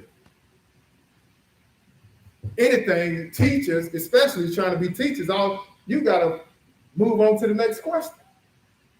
Gotta move on to the next. If we can't go to the law and testimony and prove it, that's enough. Let's go on to something else. We'll talk about this later on. 1 Peter 5, pick this up at verse 6. Because it's all about the people getting understanding. 1 Peter 5, pick it up at verse 6. Go and read that. Humble yourselves, therefore, under the mighty hand of God, that he may exalt you in due time. And that'll come. That'll come. Like I say, some things to sit on. Hey, man, the Lord will bring it out in due time. You know what I'm saying? But I'm somebody from experience that learned it. I ain't gonna say the hard way, but they'll tell you. JD will tell you. People in Philadelphia tell you. They just a hard dude to get along with, man. I thought everything had to be my way. Then I just had to say, let me back up. Stop trying to kick against this, because I was kicking against it tonight. We sitting in Atlanta together. You know what I'm saying? This brother got years over me. I'm thinking because I'm more disciplined, I can run it better. And then, one time I just had to say to myself, let me just back up, man, because I may not know what I think I am. And I backed up, and then that's when the Lord started increasing. That's when he started exalting me, in other words. Now you come to Atlanta, now you will see the church. We probably about to blow up out of that soon too. But somebody had to say, okay, I'm gonna take a back seat instead of me kicking against the open. And that's what this is all about. Bozzy, you're a great teacher, man. And I love you, bro. And me personally, I'm like, that boy fight. You know what I'm saying? But in this case right here, bro, just back up. You know what I'm saying? Back up. You might want to humble yourself. Then let the Lord do the exalting. So that's the message on this right here. I love y'all. I don't want y'all going home and taking it personal. You know what I'm saying? Like the sister, take it personal. I ain't even call her name. If she wasn't here, why is she getting upset? Ain't got nothing to do with her. Right? So it's like if the shoe fit, wear it. But it ain't got nothing to do with you, then what you get upset for? But if you want to go, you can go. We ain't gonna be catering to you. That's not what we doing. This is not TD Jakes in the Potter's house. Woman down loose. You are loose to go home. I don't care. Bye. So now let's go on to this other lesson right quick. The trumpets of God should be on your paper. Y'all can read that for homework. Y'all read it for homework. So, that's enough. I got it. So the trumpets of God, let's look at that.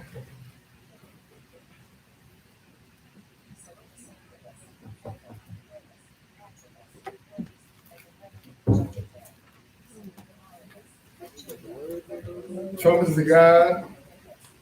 Let's pick this up in Psalms 81, in verse 3. Psalms 81, in verse 3. And we're going to try to move through this. And if anything is my fault, I'm going to say my fault. It's not really a fault, but we just kind of, I kind of just thought that, William understand it. He got it. He been around for a long time. He got it. So the reason why we're touching on it, because there was some things that was said inside trumpets that was just absolutely incorrect. One thing I'm gonna tell y'all teachers, y'all want to be teachers and stuff. Look, don't insert stuff inside these classes that you can't read. One thing that was said was something about the ram's horn. The ram is dead. You blow through the horn, the sound of life come out on the other side. Look, that ain't biblical. It's not biblical. Can't read that. Matter of fact, something else. I mean, we talked yesterday about this particular scripture. Go to Revelation right quick. Revelation chapter 11. And mainly, it's real easy. All you're doing is plagiarizing. I plagiarize Elijah all day. I plagiarize his stuff. I plagiarize Jediah's stuff. I mean, why I gotta reinvent the wheel? You know what I'm saying? Like, I ain't gotta reinvent the wheel. It's simple. It's rolling. All you gotta do is keep it rolling. So in other words, you plagiarize it, then what's gonna happen is the Lord gonna give it to you in your own way. But in other words, these teachers don't put the work in. They don't put the work in, just go and take from their work. That's why, it's saying that we say all the time, we rob from the rich and give to the poor. So we'll rob from what Elijah teach. Sometimes, I don't rob from Elijah today. I don't rob from nobody else. But sometimes I can be a lot. I'm gonna be lie. So I rob from Elijah and JD, and I give it to y'all. So we're robbing the rich and give to the poor. That's it. But that's all you got to do. You study it though. You study it, and when you get up here, the Lord gonna give it to you. But you got to be able to read what it is you're teaching. If you can't read it, then you don't need to get up and say that. You know what I'm saying? If it ain't lining up with the book. So in Revelation chapter 11, and one thing that was said here was that this right here, this 3.5 years. This 3.5 years, we know that this is the Great Tribulation, right? If you don't know, Great Tribulation, 3.5 years, 1,260 days, 42 months. That's how long the Great Tribulation is. But during this time, the Lord gonna have 2 witnesses that's gonna prophesy for 3.5 years. It's gonna be almost like a counterbalance of what happened during the time when Israel was coming out of Egypt. You had Aaron and Moses back then. So it's gonna be similar today. The Lord gonna have 2 witnesses that's gonna prophesy for 3.5 years. After these 3.5 years is over, they're gonna be dead. They're gonna be dead, and people gonna be looking on their body for 3.5 days. What was said was that 3.5 days is a representation of 3.5 years. That's not the case. Because they got to prophesy for 3.5 years. They can't be dead for 3.5 years and prophesy at the same time.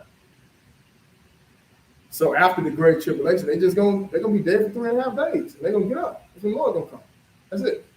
But that's in front of you. You can read it. So Revelation 11, pick it up at verse 1. Go and read that for me.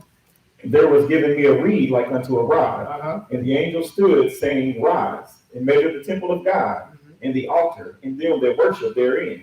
But the court which is without the temple leave out, and measure it not, for it is given unto the Gentiles, and the holy city shall they tread underfoot 42 months. So look at that. So this is what's going to end up happening. The Gentiles going to end up, getting a particular part of Jerusalem. The Lord is giving you that particular location by way of what John is seeing on the Isle of Patmos. But they're going to be in that area for 42 months. That's why I say, but the court which is without the temple, leave out and measure it not. For it is given unto the Gentiles, and the holy city shall they tread underfoot 42 months, right? What else you say? Keep reading. And I will give power unto my 2 witnesses, and they shall prophesy 1,260 days, clothed in sackcloth. Okay, so at this time, you're going to have 2 witnesses there, right? You're going to have 2 witnesses that's going to prophesy 1,260 days, which is 3.5 years, 42 months.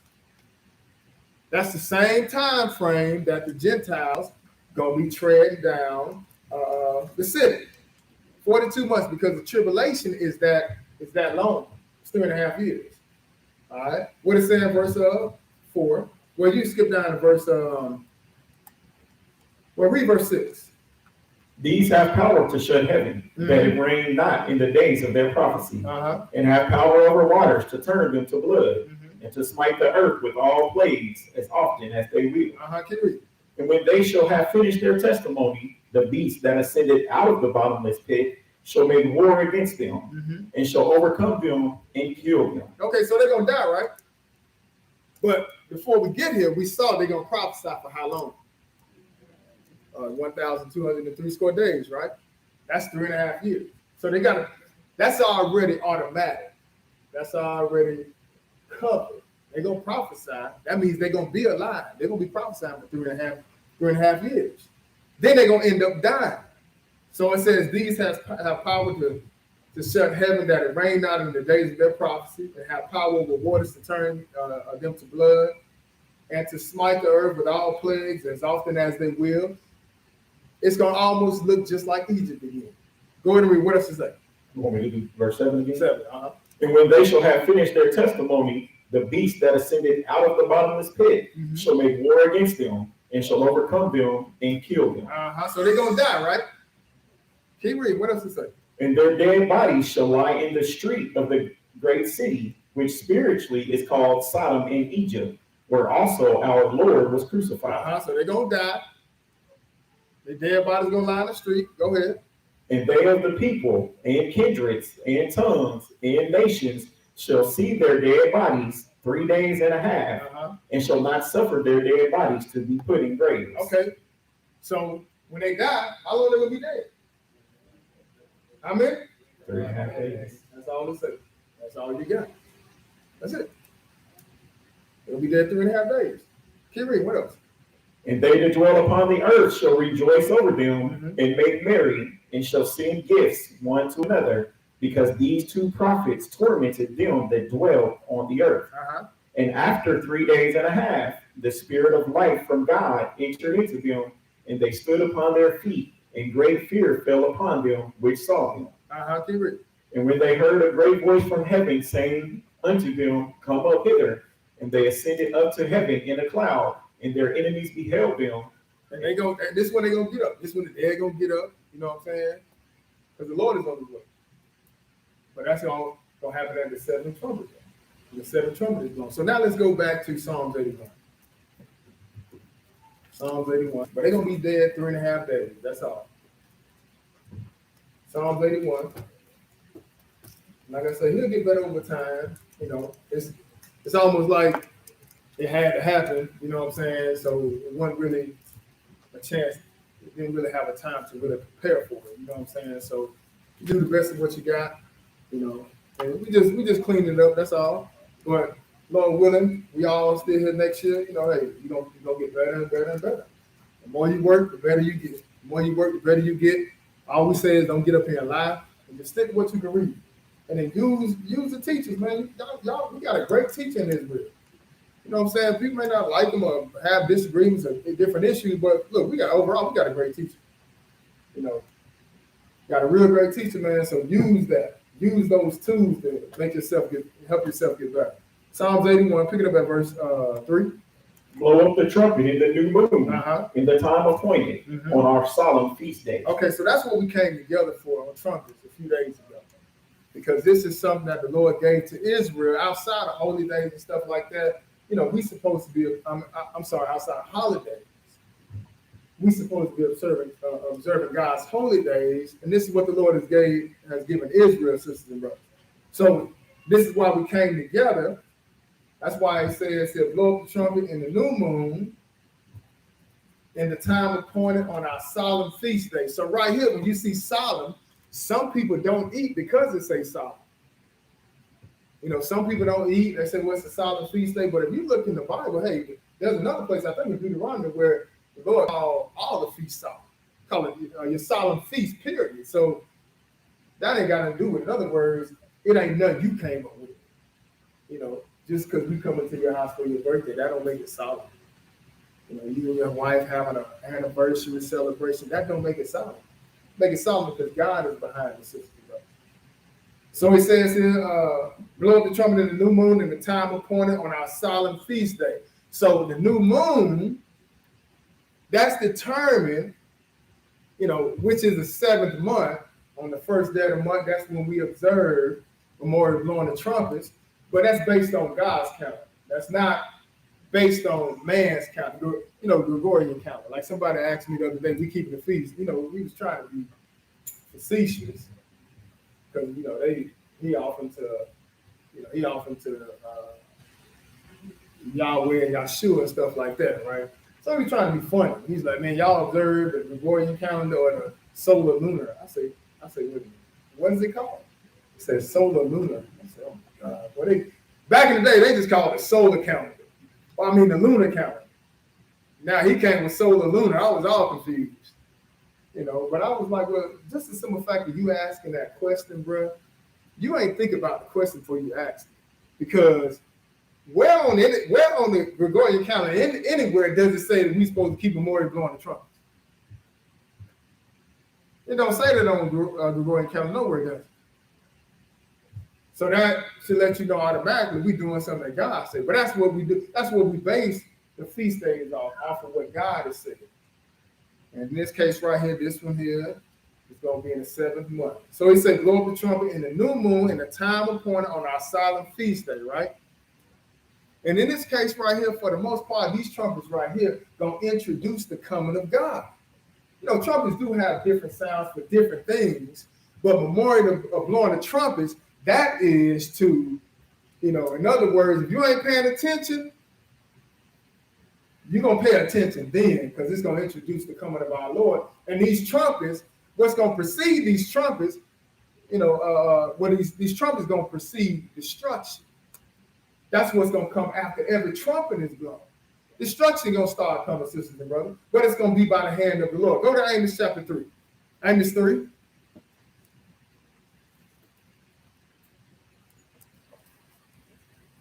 Amos 3.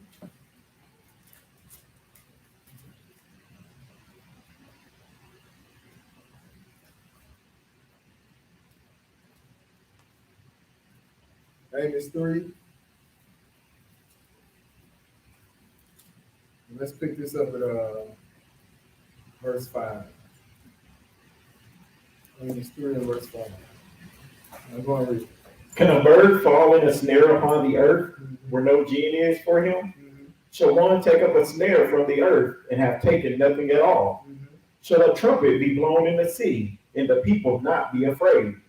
Shall there be evil in a city and the Lord have not done it? Right, so rhetorical questions again. He said, look, can a bird fall in the snare upon the earth where no gin is for him? In other words, there's no trap set for the bird, then how can he end up in a trap? That don't make sense, does it? If a bird happened to be in the trap, it's because there's a trap set for him. That's why I said, can a bird fall in the snare upon the earth where no gin is for him? Shall one take up a snare from the earth and have taken nothing at all? Because you pull up a trap from the earth, you expect to get something inside that cage or that trap that you have set. If not, you're gonna leave it there. What else you say? Go ahead. Shall a trumpet be blown in the city, and the people not be afraid? Because hey, depending on what trumpet is, in this case, the trumpets of God. Look, you better have some fear, because ain't nothing but trouble coming, sisters and brothers. So he say, look, shall a trumpet be blown in the city, and the people be not afraid? What else is that? So there be evil in the city, and the Lord have not done it. And that be the one that's behind everything, sisters and brothers. Even with this coronavirus that's going on, God is behind that. The Lord is behind that, sisters and brothers. And hey, we're trying to get your attention. Spiritually, you got to pay attention. Some people start to observe these things that are happening around us, and that's usually how the Lord will do things. He'll allow some things to happen to get your attention. If you sleep, hey, people start waking up now. Start looking for God. But who's behind? Hey, the Lord is behind it, sisters and brothers. That's what we have to understand. We put more of our faith in man than we do in God. That's why a lot of people getting vaccinated, because they're scared. Why you ain't scared of God? Why ain't scared of God? Be scared of God and do what he says. Be scared of God and keep his commandments. Be scared of God and get to church. Because we do know some churches was closed during that time, which that don't give you no excuse to be at home. Lord said keep it Sabbath. Matter of fact, he told you ahead of time some pestilence was coming, so we should have been expecting. But it's going to get worse than that, sisters and brothers. We ain't seen nothing yet, but that's what the Lord will do. He is behind it, and he'll use these so you can start paying attention. All these different situations, he'll put them out there, and it's up to you to pay attention so you don't get caught off guard. Shall the trumpet be blown in the city, and the people be not afraid? Shall there be evil in the city, and the Lord have not done it? Let's go over to Leviticus 23. We like to give Satan credit. But Satan can't do nothing without the Lord, sisters and brothers. They work for him, just like when he had those lying spirits going to the mouth of those prophets. King Ahab figured he could go up to the war and win, and he ended up getting killed. But the Lord allowed those lying spirits to get inside those prophets. Leviticus 23, pick this up at verse 1. All right, go and read that. And the Lord spake unto Moses, saying, Speak unto the children of Israel, and say unto them concerning the feasts of the Lord, which ye shall proclaim to be holy convocations, even these are my feasts. So now, as we get into the Lord's feast, first you're going to start off with the weekly feast, sisters and brothers, but just pay attention.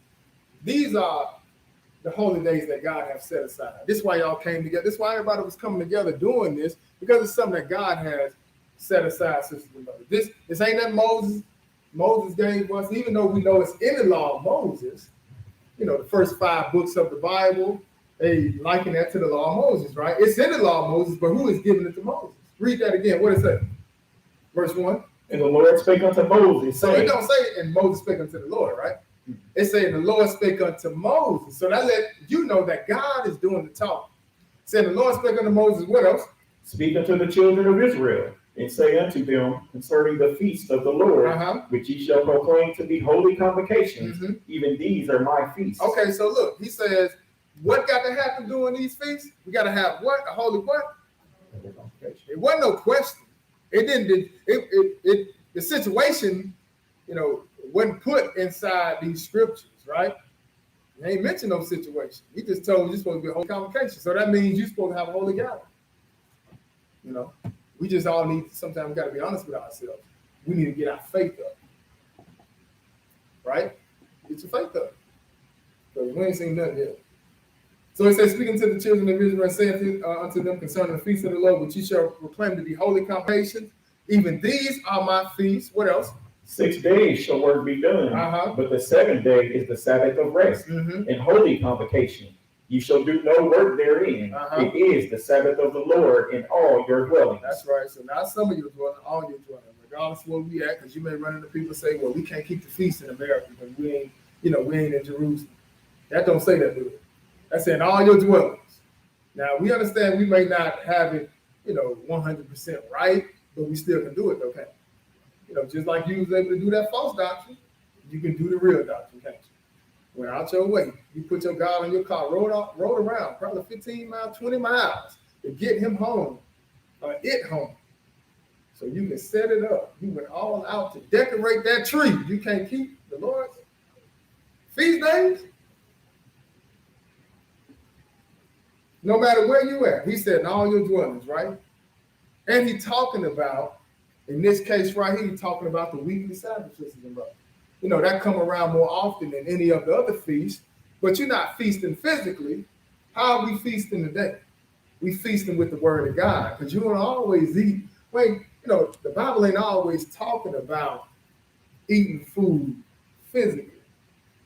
Sometimes he'll, throw in there as far, eating food or eating bread and stuff like that, spiritually, mentally, sisters and brothers. That's why he called himself, I'm the bread of life. You eat him and you're going to eat him and live forever. In other words, you be obedient. That's why John 6, around verse 63, after he had told them to drink his blood and eat his flesh, some of those people that were following him was taken back by that. They ain't got the Bible like we have. We got the Bible, we can actually read it, and we know what he's talking about. We know he ain't talking about really eating his body and drinking his blood. We know he's not talking about that. But if you was back during that time, you would think that's weird, wouldn't you? But he went on and broke it down and let him know, hey, it's the spirit that quickens. It's the spirit that gives life. The flesh profit nothing. Even that bread y'all was eating in the wilderness, but that don't profit you nothing. You eating on my body, that don't profit nothing either. He said, but the words that I speak unto you, they are spirit and they are life. That's what you need to be eating on, sisters and brothers. So when you come here on the weekly Sabbath, you're not feasting physically, you feasting how? Spiritually, with your mind. So he said, 6 days shall work be done, but the 7th day is the Sabbath, the rest of holy convocation. Supposed to come to church on the Sabbath. This is the one he put out there first. This is going to happen more often than any other ones. He said, you shall do no work therein. When he said Sabbath, the rest of holy convocation, you shall do no work therein. It is the Sabbath of the Lord in all your dwellings. What else to say, verse 4? These are the feasts of the Lord, even holy convocations, which ye shall proclaim in their seasons. So now we coming up to the feast of the Lord that we're going to observe in the Lord, in a season. It's going to come around once a year, annual feast, sisters and brothers, as opposed to the weekly Sabbath, which come around once a week. But these feasts right here are going to come around once a year or annually. That's why I say these are the feasts of the Lord, even holy convocations, which you shall proclaim in their seasons, right? And we started off with Passover. Right after Passover, we go right into the Feast of Unleavened Bread. From that, we're going to go into Pentecost. Then from Pentecost, now we back into another season, which started on 7th day of the first month, which we're going to look at, but this will be called Memorial of the Blowing of Trumpets. And it's all in the Bible for a reason. When the Lord tell you about in Colossians chapter 2, let no man therefore judge you and meat or drink or in respect of a holy day, and he tell you there's a shadow of things to come, but the body is of Christ. In other words, look, we doing it the best we can. It's just a shadow, but when the Lord get back, look, we're going to see it in its fullness, just like with Passover. Hey, they was keeping the Passover. They was keeping the Passover every year. And they would, the first one we read about in Exodus, hey, they, on the 10th day of the first month, the 14th, the 10th day of the first month, they would kill that lamb. On the 14th day of the first month, they take that blood and put it on the doorpost, right? And then what happened? That death angel came through on the Passover, right? That's where you get Passover from. 14th day of the first month of the evening, they had that blood on that doorpost, and when that death angel came through there, he passed over their house. Passed over their house, and that's where you get Passover from. So instead of somebody in the house having to die, when the angel saw that blood, he passed right over. But that was a shadow, something on a small scale compared to when Jesus came on the scene. Hey, you saw it in its fullness. You saw the body. You saw him. Up until that time, you had little examples. When Jesus came, boom. That's what I mean. Yep, that's it right there. He the Passover. That's why John 1 in verse 29, when John saw Jesus, he said, behold, the Lamb of God, which does what? Which take away the sins of the world. But notice what he called him a lamb. Because now that's going to be your Passover. So even now we have these different holy days, which are a shadow of things to come. And when Jesus get back, look, we're going to see it in his fullness. But this is one of them. Skip down to verse 23 and read that. What is that?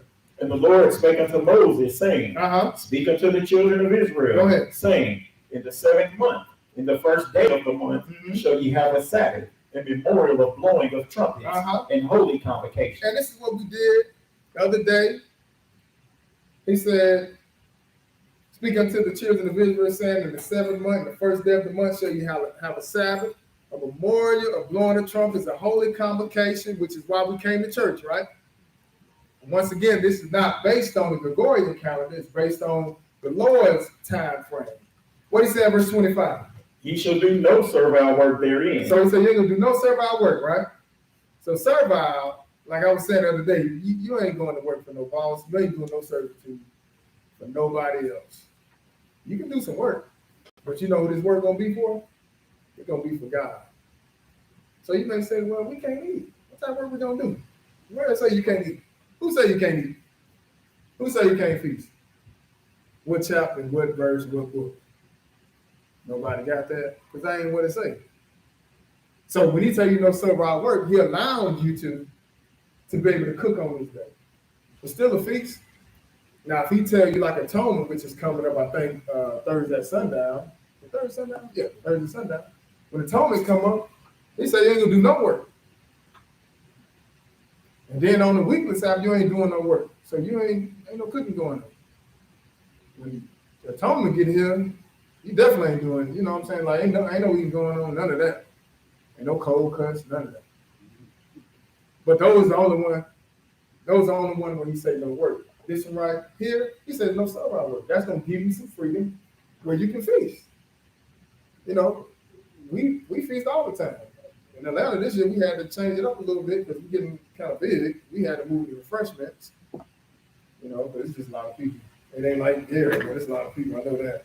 So we had to figure out something else. We just went to what everybody else been doing, refreshments, because you know how Negroes are sometimes. Black people, you tell them to bring a few refreshments, they gonna bring the whole party with them. It ain't gonna be no refreshments. So we was just like, we gonna bring refreshments. That way, it's gonna be an all-out, party like it's always been. But usually we had been just celebrating like that, because we have that freedom to do that. So we just made it. We just did refreshments, but you still can eat. You still can celebrate, which is y'all had food, right? Yeah, y'all can do that. It's a feast. You ain't got to just be sitting around looking at each other, and you can eat food today. So it said you should do no servile work there, but you should offer an offering made by fire to the Lord. What else is that? And the Lord spake unto Moses, saying, that's it on that. Move over to that's 25. Go to Joshua 6.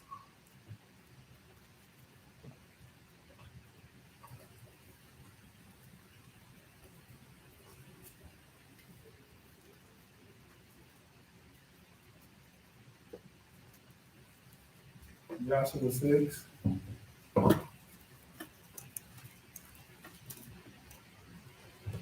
You pick this up at verse 1. Go ahead. Now Jericho was straitly shut up because of the children of Israel. None went out and none came in. Mm-hmm. And the Lord said unto Joshua, See, I have given into thine hand Jericho and the king thereof and the mighty men of valor. And ye shall compass the city, all ye men of war, and go round about the city once. Mm-hmm. Thus shalt thou do 6 days. Okay, so now, like I said, Jericho was straitly shut up because of the children of Israel. None went out, none came in. But he said in verse 2, he said, See, I telling Joshua, see, I have given into thy hand Jericho, and the king thereof, and the mighty men of valor. So it's already a done deal. For the most part, all they're going to have to do is just have some faith and do what the Lord tells them to do. It may seem a little weird, because some of y'all might have heard about the walls of Jericho came tumbling down. And the way they came tumbling down, because Israel had to walk around Jericho. And it may seem strange, but it's just all about doing what the Lord said. What it said, verse 3, though? And ye shall compass the city, all ye men of war, and go round about the city once. Thus shalt thou do 6 days. Go ahead. And 7 priests shall bear before the ark 7 trumpets of ram's horns. In the 7th day ye shall compass the city 7 times, and the priest shall blow with the trumpets. So now he's giving them orders on what to do, telling Joshua this. He's going to go tell the priest what to do. But notice what he's saying. He said, look, you shall compass the city, all you men of war, and go around about the city once. Thus shall thou do 6 days, right? So for 6 days, they're just going to walk around the city, walk around these walls. They will do nothing. This is the instruction that the Lord has given them, right? Then he's going to tell them in verse 4 what? What it say?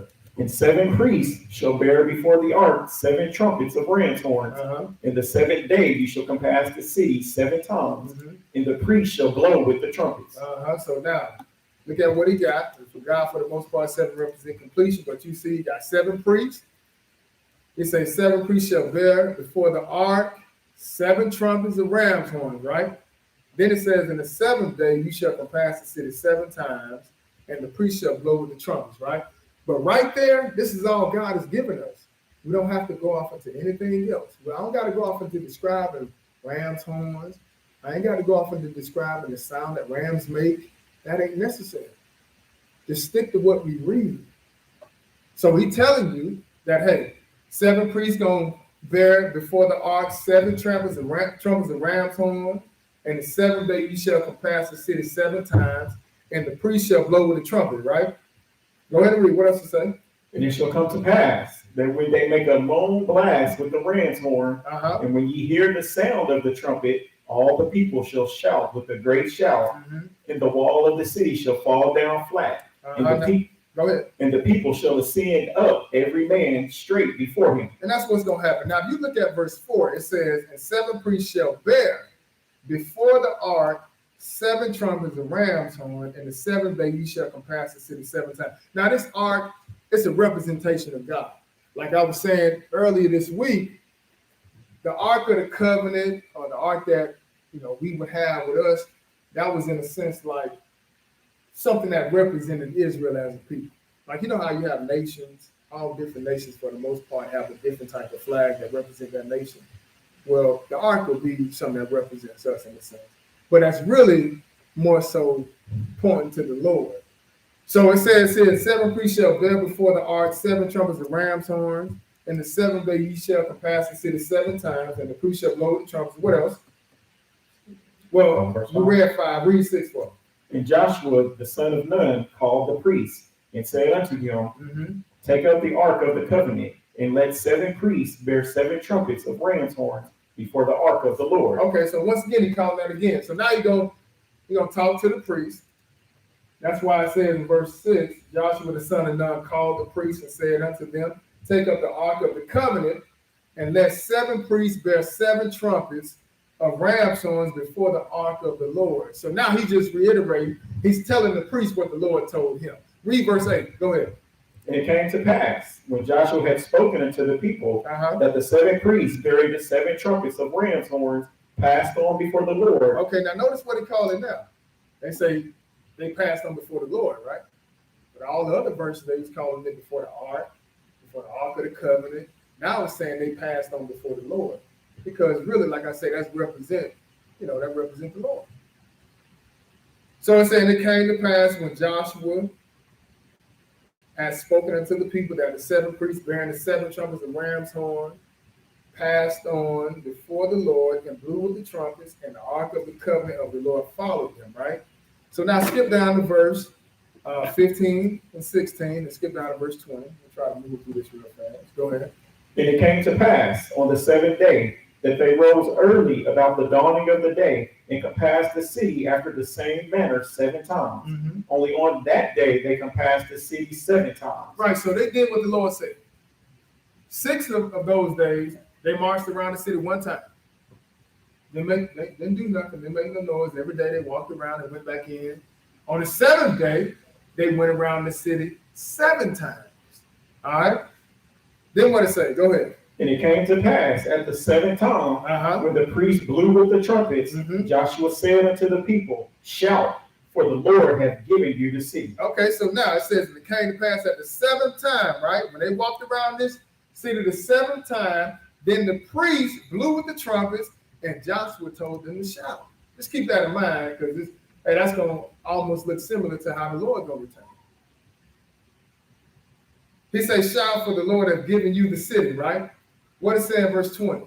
So the people shouted when the priest blew with the trumpets. And it came to pass, when the people heard the sound of the trumpet, and the people shouted with a great shout, that the wall fell down flat, so that the people went up into the city, every man straight before him, and they took the city. Right, so you're just kind of seeing like you're kind of seeing what's going to happen at the end of the world. You said it on a small scale with Joshua 6. Because this is how the world going to fall. Same thing, the Lord going to introduce his coming by way of trumpets. And that's what trumpets can do sometimes. Hey, it can be a sign of danger. For the most part, all of us know if the police get behind you, ain't doing nothing wrong, you're going to move to the side, right? Most of us, we don't make sure our seatbelt on. Start sliding down. Make sure you start thinking in your head. Make sure my registration right. I got insurance. Yeah, you got it. You just double check in your head. The police behind you. But for the most part, we got to get out the way. But when it comes to us, we have to get out the way and think about all those things. But an ambulance, he come making that noise behind you. To move out the way, right? Well, in this case right here, we hear this sound of these trumpets being blown on behalf of God. Look, he's on the way. He's getting ready to introduce himself now to the world, sisters and brothers. And it's going to be done by Trump. Just like with Joshua or the children of Israel in Jericho, hey, they had these trumpets being blown. And when that 7th trumpet was blown, look, that was it. The walls came down and they took the city. This is exactly how it's going to happen in the end of the world. And that's why it talks about it being a shadow of things to come. Go to Revelation 8 right quick. Revelation 8, because all you have to do is just go back to the Old Testament. You see it. But you would have to read the Old Testament to know what's going on. You can't just jump into the Bible in the middle of the book, sisters and brothers, and think you're going to get a full understanding, which is what we've been taught for the most part. With statements like, we don't have to read the Old Testament. We don't need to deal with that God in the Old Testament. We like this new God. Well, they're the same God. You don't walk into a movie when it's halfway done, do you? All right, then. So how are we going to read the Bible halfway? We need the whole thing, sisters and brothers. So Revelation 8, pick this up at verse 1. Go and read that. And when he had opened the 7th seal, there was silence in heaven about the space of half an hour. Now, the reason why the 7th seal is being introduced here, because during the time of the Great Tribulation, you got 6 seals that's going to be opened up on the world, sisters and brothers. And for the most part, these 6 seals are going to be handled, I'll say, by the Pope. We call that the Great Tribulation. So these seals going to be poured out on the world, going to be unleashed on the world, and it'll be nothing but destruction. That's already going to be bad. This is why we talk about getting to the wilderness, for these 3.5 years, so we don't have to worry about this destruction that's going to take place. So these 6 seals going to be nothing but destruction. There's a lot of bad stuff, coming on the world. But look, that ain't nothing compared to what God does. That's what the 7th seal is going to introduce. That's why I said when he had opened the 7th seal, because now God is about to get involved himself. It looks similar to what happened in Egypt. In Egypt, you had the pharaohs and their magicians and their sorcerers, doing things, trying to, I guess in a sense, combat with Aaron and Moses, right? Every time Aaron and Moses did something, okay, well, Pharaoh's like, wait, they can do it too. But it got to a point where they couldn't do nothing. They knew it was God that had got involved. You see? So just like with now, hey, the Pope gonna be able to do his thing for some time, even though God is allowing it. But it's gonna get to a point where God gonna take over himself. And this is why it says, and when he had opened the seventh seal, there was silence in heaven about the space of a half an hour. What else to say? Verse 2. And I saw the seven angels which stood before God, and to them were given seven trumpets. Okay, and that's kind of similar to what we saw in Joshua. You're just seeing it on a bigger scale now. Jericho had to fall. Hey, we're about to fall too. And the Lord gonna come take the world. It said, and I saw the seven angels which stood before God, just like them seven priests, right? He said, and I saw the seven angels which stood before God, and to them were given seven trumpets. Remember them seven priests, they were given seven trumpets, right? But now you got these seven angels, they were given seven trumpets. And they're going to blow, and destruction is going to follow. But let's move to, we're going to come right back here, hold your finger there. Go to Revelation 15. Revelation 15.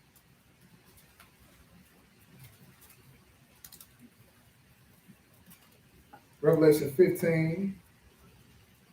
And pick this up at verse 1. Revelation 15 to verse 1. Go ahead.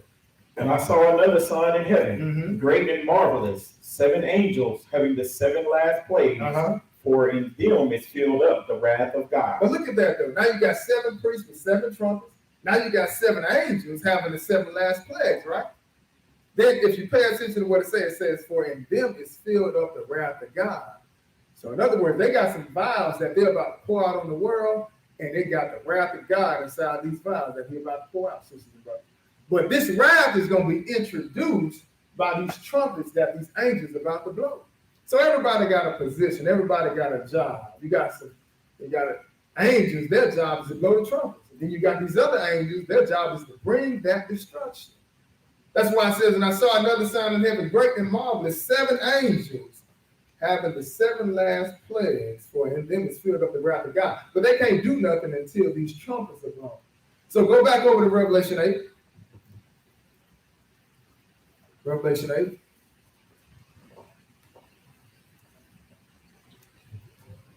We'll pick it back up. Pick it up at verse 6. You go ahead. And the seven angels, which had the seven trumpets, prepared themselves to sound. The first angel sounded, and there followed hail and fire mingled with blood, and they were cast upon the earth. And the third part of trees was burnt up, and all green grass was burnt up. Now look at what it's saying here. It says, look, and the seven angels, which have the seven trumpets, prepared themselves to sound, right? Then it says, the first angel sounded. So the first angel blew the trumpet, and then it says, and there followed hail and fire mingled with blood. Who's responsible for that hail and fire mingled with blood? The angels that we saw over there that got the wrath waiting, right? That's why I say they can't do anything until the angels blow their trumpet. So you got one angel blowing the trumpet, then you got the other angel. Now he bringing that wrath. So the first angel sounded, and there followed hail and fire mingled with blood, and they were cast upon the earth, and the third part of the trees was burned up, and all green grass was burnt, tearing the earth up. Go ahead. What else is that? And the second angel sounded, and it was and as it were a great mountain burning with fire was cast into the sea. So now, first they was hitting the earth, right? Now they're about to hit the sea. That's why it says here, and the second angel sounded, and as it were a great mountain burning with fire was cast into the sea, and the third part of the sea became blood. What else to say? Keep reading. The third part of the creatures which were in the sea and had life died. Keep reading. And the third part of the ships were destroyed. So the Lord is touching the main bodies of water. And you know man needed that to survive them. But now God is getting involved. It's similar to what happened in Egypt, sisters and brothers. But now just imagine it happening on a big scale now, sisters and brothers. So it said, look, in the third part of the ships were destroyed. What else? And the third angel sounded, and there fell a great star from heaven, burning as it were a lamp, and it fell upon the third part of the rivers and upon the fountains of water. Right, so ain't no, even little pockets of water, lakes and rivers and all that stuff that even feeds some of the seas. Hey, Lord gonna cover all of it. Lord gonna cover all of it. The third angel sounded, so pay attention to what's happening. Every time an angel sounds, destruction comes right behind it, right? That's why it says here, the third angel sounded, and there fell a great star from heaven, burning as it were a lamp, and it fell upon the third part of the rivers and upon the fountains of waters. What else is that? And the name of the star is called wormwood. Which is a representation of poison. They say, look at it, well, that's one definition for it. But it said the name of the star is called wormwood, and what happened? And the third part of the waters became wormwood. Look, he done messed the water. I mean, hey, that's bad, because man needed that, though. He said the third part of the waters became wormwood, and what else? And many men died of the waters because they were made bitter. And the fourth angel sounded, and the third part of the sun was smitten, and the third part of the moon, and the third part of the stars. So as the third part of them was darkened, and the day shone not for a third part of it. Right. And the night likewise. Right, but see, we ain't never seen nothing like this. We never seen nothing like this. This is gonna be a bad time. But it sounds just like what happened in Egypt, though. You know, because even in Egypt, tell you how it was so dark. It was like you can feel it. You know that got to be dark. You got feel it. It's that dark. You know. But the Lord gonna do it all over again, sisters and brothers. This is why it's very important for us to read the Old Testament, because you're gonna see things that's gonna look similar to stuff that's about to happen in our time. And the crazy thing about it, like I was saying the other day, look, some of us gonna see this because this stuff is starting to happen in our generation. You know, y'all heard about it. I think Thursday. Wasn't that Saturday, right? Yeah, I'm tripping. I'm getting sleepy. But hey, I got work to do. But Thursday, the president y'all voted for, he passed the thing where he said all the federal workers got to be vaccinated, didn't he? You know, and now I saw something on the site that I look at. It said, "Are the airlines next?" And they talking about that. They talking about passengers. But we know that's not the mark of the beast. Brother hit me the other day. Was like, man, I'm starting to think this is the mark of the beast. I'm like, well, nah, it ain't the mark of the beast. But the rhetoric behind it, it's definitely getting you prepared. It's just funny how we had been discussing all this stuff years ago. Some people been dealing with the word for a long time. And y'all might have been talking about this stuff. A lot of people new to the word and just starting to catch on to it. But people that, for the most part, if you were raised up in the church, you heard about the mark of the beast. You might not have understood it. You might have thought it was all symbolism. You ain't gonna make a buy or sell, say you had the mark. That was mentioned back in the day, and people started getting away from Revelation because it was too scary. But now, out of nowhere, everything is starting to change. That things that we thought possibly couldn't happen, we're starting to see it happen. So some people are gonna be alive actually to see this stuff happen. Some people may not make it, but for the most part, we in this time, and it's moving fast, sisters and brothers. But some people actually be around to see this, and this is why it would be good for you to try to do everything you can to please God, so you can be worthy of escaping these things that are coming on the earth. Most of us don't understand that you ain't automatically guaranteed to making it to the wilderness. But if you going in hard for God, look, He's gonna go in hard for you.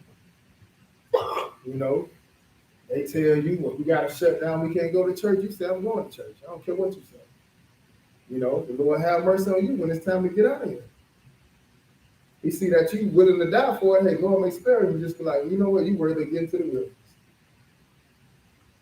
But some of us gonna see it. What verse we at? 13. Go ahead. Then I beheld and heard an angel flying through the midst of heaven, saying with a loud voice, "Woe, woe, woe to the inhabitants of the earth, by reason of the other voices of the trumpet of the three angels, which are yet to sound." Right. So now we thought what we read earlier was bad. These last three gonna be even worse. That's the thing. That's why you say, look, the last three. He said, I beheld and heard an angel flying through the midst of heaven, saying with a loud voice, "Woe, woe, woe to the inhabitants of the earth, by reason or because of the other voices of the trumpets of the three angels which are yet to sound. You think those other four was bad, but these last three are going to be terrible. Matter of fact, go over to Joel 2. Joel 2.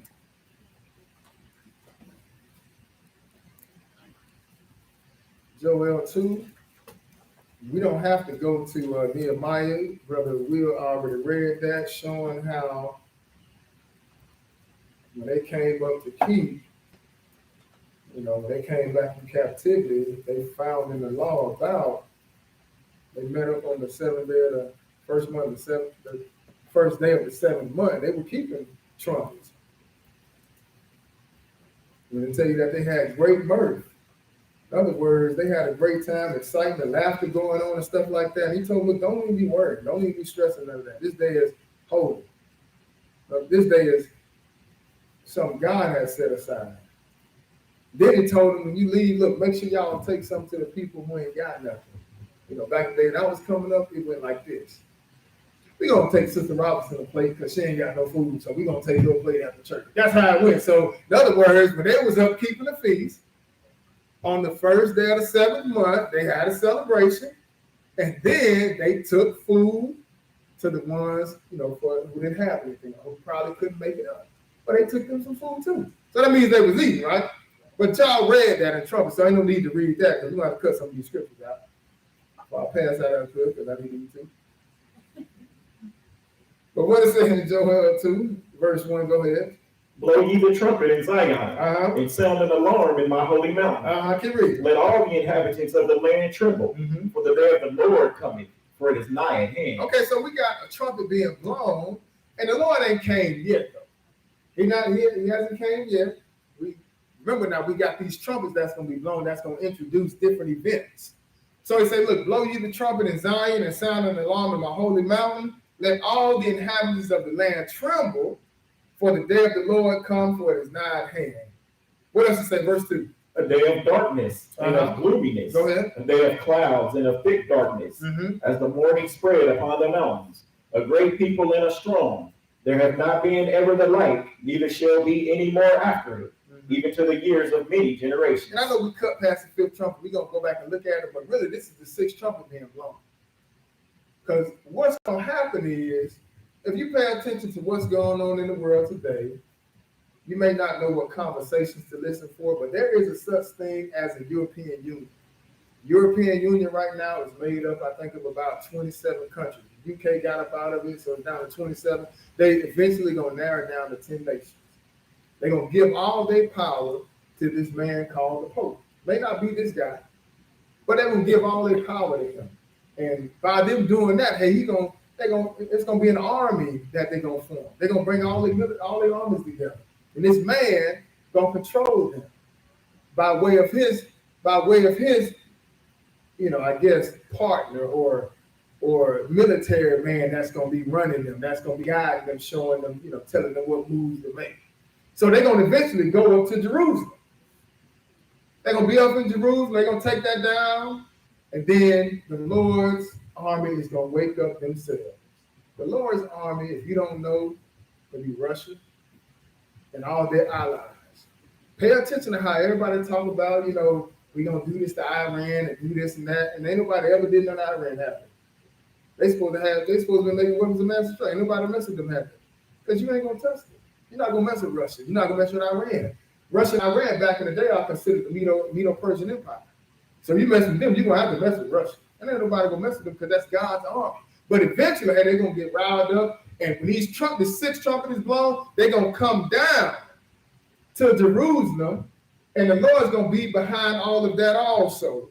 Because ultimately, what the Lord going to do, he's going to fight against these Gentile nations, all of them, sisters and brothers. Because that's what a lion going to do. He's going to come back and take over the world. So like it says here, a day of dark. What you read too? Okay. Okay, he said, look, a day of darkness and of gloominess, a day of clouds, of thick darkness, as the morning spread upon the mountains, a great people and a strong, they have not been ever the like, neither shall be any more after it, even to the years of many generations. So in other words, look, this army or these people that's coming over, You know, it's going to be a 200 million man army that's coming up. 200 million man army. That's how many soldiers they got. That's a lot of people. 200 million soldiers. So like William was saying in class, look, you hit one of them, that's nothing. That's why I say later on, you read this on your own, talk about they ain't going to break their ranks. They're going to be climbing up the walls, coming all through the windows. Why? Because there's going to be so many of them. You kill one, that ain't nothing. You got to kill, you know, you do the math.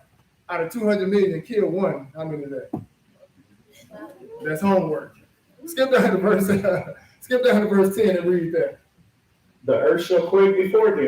Look, you say the earth gonna quake before them. Go ahead. The heavens shall tremble. The sun and the moon shall be dark. Go ahead. And the stars shall withdraw their shining. And the Lord shall utter his voice before his army. Oh, wait a minute. It said, look, and the Lord gonna do what? Utter his voice before his army. And the Lord gonna utter his voice before his army. Keep reading. For his camp is very great. Go ahead. For he is strong that executed his word. For the day of the Lord is great and very terrible. Wait a minute, but I thought everybody was going to be happy to see the Lord return. It's going to be great destruction. See, people don't understand the God or Jesus that we've been introduced to is not the Jesus of this Bible. The Jesus of this Bible is going to tear this world up, sisters and brothers. Right now, you see all this sin going on, see all this homosexuality being pushed. You know, all across the board in the churches, you ain't got to keep no law. You do what you want to do. But eventually, mankind going to have to answer for this behavior, sisters and brothers. And then the kings of this world ruling in wickedness, God going to take it down. Then he's going to bring righteousness to the earth. But he said, look, and the Lord said, utter his voice before his army, for his camp is very great, for he is strong to execute his word. For the day of the Lord is great and very terrible. Who can abide? Who's going to be able to last? Who's going to be able to stand, sisters and brothers? It's going to be a bad time. Verse 15, go and read, because now the Lord is getting ready to come. See, we're going to have that sixth trumpet introduced, this army that's going to come from out of the east. They're going to come over to the west. That's what that trumpet is going to do. What we first read about in verse 1. We'll see that later on. But this trumpet right here now is getting ready to introduce our God, sisters and brothers. This is going to tie us right back to the holy days, which is why we keep these. So what it says in verse 15, read it. Blow the trumpet in Zion. Well, look at what it says. Blow the trumpet in Zion. Keep reading. Sanctify a fast. Wait a minute. Sanctify what? Fast. So what type of fast we got going on in a few days? Day of Atonement, right? But what did we do earlier this week? We blew the trumpet, right? We celebrated the blowing the trumpets. Because see what the Lord is doing, that's what he does with his holy days. He'll lay out and show you the plan of how things are going to be done. That's why you keeping Christmas and Easter and all that nonsense ain't got nothing to do with God. It got everything to do with them hustling you and getting your money. That's what they got to do with. The world can be in the red all year long, and they'll make their money back on Black Friday and Christmas.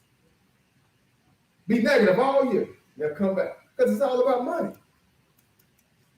And then you end up just looking like, well, I can't wait for income tax to be here, so you can get your money back. Because it's all a hustle. That's all it is. It's just a game. But when it comes to God's holy days, look, he's showing you his plan of salvation. So this is why this Friday coming up with Thursday, sundown, hey, we going to be keeping atonement. Laying it out there for you, sisters and brothers. He said, blow the trumpet in Zion, sanctify a fast, called what? A solemn assembly. I can read. Gather the people, sanctify the congregation, assemble the elders, gather the children, and those that suck the breast. Let the bridegroom go forth of his chamber, and the bride out of her closet. Oh, look at that, though. You know why he's saying that? Because our God is on the way. That's why he said, let the bridegroom. Who's the bridegroom, sisters and brothers? Jesus is, right? Jesus is the bridegroom, and who is the bride? The church is the bride. But notice what it says. It said, let the bridegroom go forth, right? Of his chamber. That's Jesus coming out of heaven. But he's going to come out of heaven once that trumpet is blown. What trumpet are we talking about? We talking about that last trumpet, sisters and brothers. This is how it's important for us to be observing God's holy days. That's what trumpet is all about. So he said, look, let the bridegroom go forth of his chamber and the bride out of her closet. But why is it saying that? Because, look, for the most part, the world don't know who the bride is. They've been telling us that the bride or God's church, God's people, the world thinking that these people in Israel call themselves Jews. They think that. They They think they're the real people. They think those are God's chosen people. No, God's people are in the closet right now. In other words, hey, the world don't really know. It's almost like it's hidden in a sense. But at this time, hey, he's telling them to come on out of the closet. You kind of see it right now. We starting to wake up all over the place, right? The secret is starting to get out. So that's really that's almost in a sense being, Lord is making reference to something being hid. I hate to give you this example, but when somebody say, stay in the closet, if you're in the closet, don't come out. Y'all know that, what they use that for when people like, I'm gonna come out the closet. Get back in the closet. Back in the day, you couldn't come out of the closet, could you? Back in the day, if you was sissy or a faggot or whatever you want to call it, you ain't come out the closet. In other words, you kept that hidden. So y'all have heard that statement before, but look at how the Lord is using it in the Bible. Because for the most part, these people are hidden. Don't nobody know it. Then when you try to tell somebody, they think you crazy. They try to put that label on you. They call you a black Hebrew. Where's that in the Bible? Where's the black Hebrew Israelite in the Bible? The Hebrew Israelites have always been black. It's somebody else faking the funk system, brother. But for the most part, by us being in captivity and scattered throughout the world like this, ain't nobody paying us no attention. But you're going to have to at this time when the Lord comes, because, hey, getting his people out of captivity, bring them back home, that's on the agenda. Gather the people, sanctify the congregation, assemble the elders, gather the children and those that suck the breast. Let the bridegroom go forth of his chamber and the bride out of her closet. And that's going to happen when that trumpet is blown. Skip over. Let's move back over to Revelation 16. And let's just see it a little bit. Let's see what we just read about in Joel. Let's see it again. Revelation 16.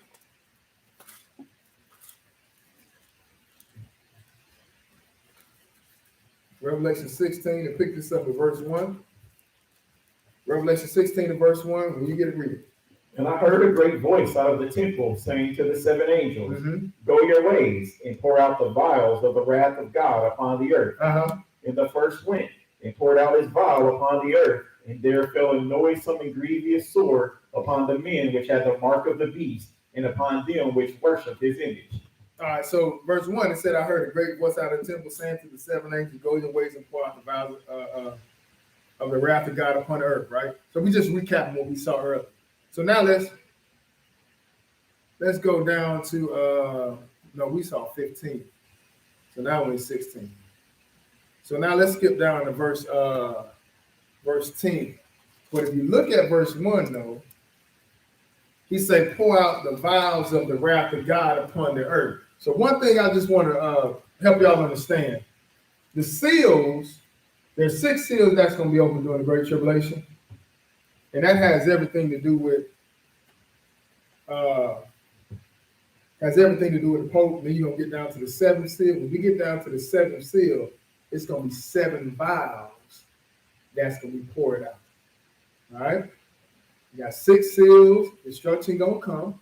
When we get down to the 7th seal, when that 7th seal is opened up, you got the 7 vials of wrath that's going to come from God. And all those going to be introduced by a trumpet. So in other words, you got 6 seals that's going to be bad by itself, right? Then you get to the 7th seal, and that 7th seal is open, you got all this destruction that's coming on top of that. It's going to be a bad time. We ain't seen nothing yet, y'all. We ain't even getting started, hadn't even scratched the surface. Y'all got to think about this when y'all start hearing all this crazy stuff going on. Like a guy asked me a few weeks ago, he's like, Nate, you still stocking up?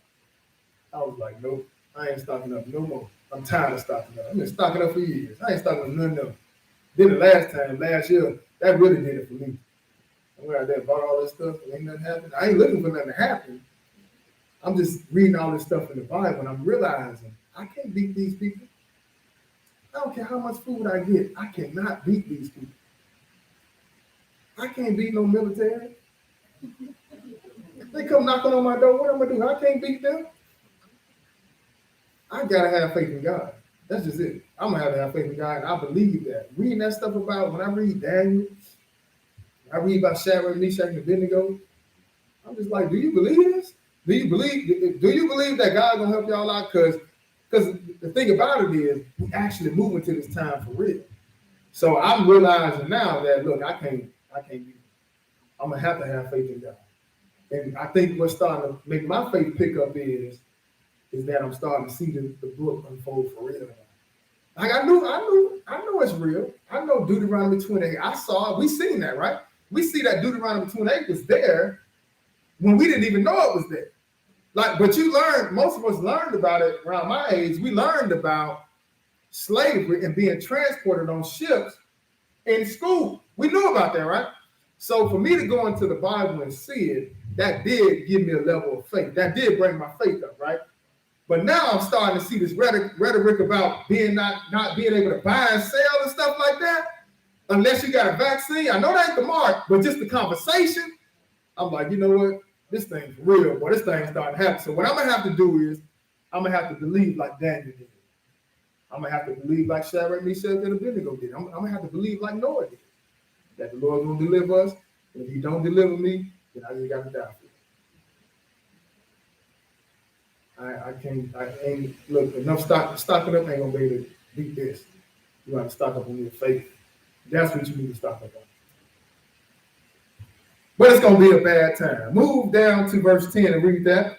And the fifth angel poured out his vial upon the seat of the beast, and his kingdom was full of darkness. And they gnawed their tongues for pain, and blasphemed the God of heaven because of their pains and their sores, and repented not of their deeds. And that's just, picking it back up at the last three woes, just telling you had the fifth angel poured out his vial, because of course you had that fifth angel sound his trumpet. And then, hey, this is why the fifth angel is pouring out his vial upon the seat of the beast. And it says they gnawed their tongues of pain and blasphemed the God of heaven because of their pains and their sores, and repented not of their deeds, right? Didn't even change. The Lord still have mercy. What else to say? And the sixth angel poured out his vial upon the great river Euphrates, and the water thereof was dried up, that the way of the kings of the east might be prepared. Oh, but look at that though, because now we just saw, this army. That's why I say the Lord's army, right? In Joel 2, hey, they coming down to Jerusalem when that sixth trumpet gonna be blown. Look, they gonna come down to Jerusalem, sisters and brothers. But this trumpet is what's gonna introduce them coming down. Because see, ultimately what's gonna happen, the Lord is gonna get all these kings and meet them, right outside Jerusalem to fight this last world war, which we call World War III, sisters and brothers. So he said the sixth angel poured out his vial upon the great river Euphrates, and the water there was dried up, that the way of the kings of the east might be prepared. So it's like a body of water that's kind of separating the kings of the east from coming down over to Zion or to Jerusalem to fight against those in the west. But the Lord gonna dry up that body of water so they can come on down. That's why it says, and the sixth angel poured out his vial upon the great river Euphrates, and the water there was dried up, that the way of the kings of the east might be prepared. What else to say? And I saw three unclean spirits like frogs come out of the mouth of the dragon, and out of the mouth of the beast, and out of the mouth of the false prophet. Because see, even though God is behind the scenes, right? Just like I was saying earlier with King Ahab, the Lord allowed a lying spirit to be put in his mouth. All these, in the mouth of these prophets, these 400 prophets told King Ahab, look, you can go up there and take Ramoth Gilead. They was lying to him. But the Lord kind of gave you a behind the scenes look of what was going on. The conversation that was happening behind the scenes. Because Micaiah, somebody that was going to tell the truth, hey, King Ahab didn't want to hear that. He came and told him, he said, look, I did see Israel without a king. That means you go up there and try to take Ramoth Gilead, you're going to get killed. You're going to die. They didn't want to hear that. And then he kind of showed and went into details of how the Lord was talking to the angels that, I guess in a sense report to God, and they was having a conversation.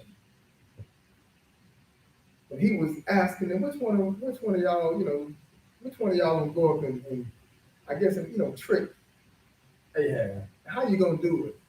One angel said, look, I'll be a lying spirit in the mouth of all his prophets. The Lord said, go do it. Just like these kings right here, hey, notice what's going on. Because like I said, God is behind it all. He allows everything to happen. But eventually, hey, it's all about getting them down there so the Lord can take them out anyway. Because look, America, a small leaf on the branch, people like to call America Babylon. America ain't Babylon, sisters and brothers. Babylon is, for the most part, its headquarters right now is coming out of Rome. And then the Gentile dynasty as a whole is in power. That's going to include Russia. That's going to include China. That's going to include the Europeans, the Italians. They run in the world. We call them the white man, don't we? They run in the world. Everybody had an opportunity. We down to the last one and their opportunity. And they done dropped the ball. And when the Lord get back, He take it down their kingdom. But they're going to be so foolish that they think that they can fight God.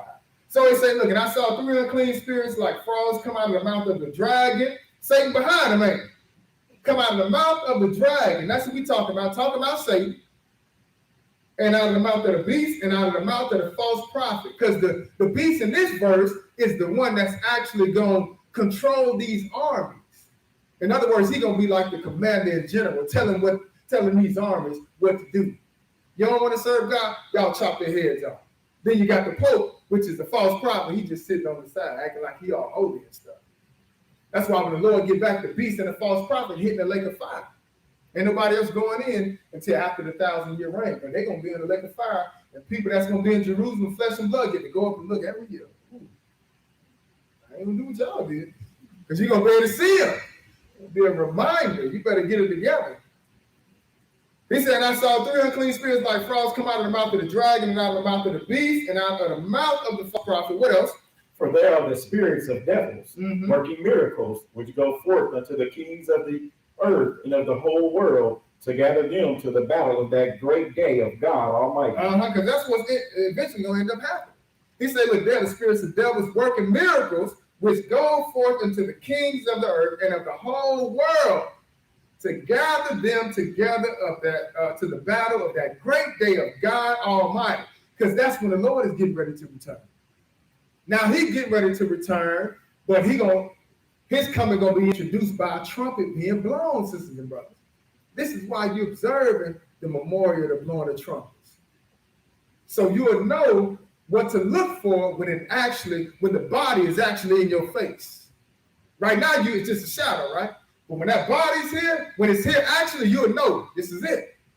You won't be caught off guard like everybody else, because you've been observing throughout time, looking for this time to come, sisters and brothers.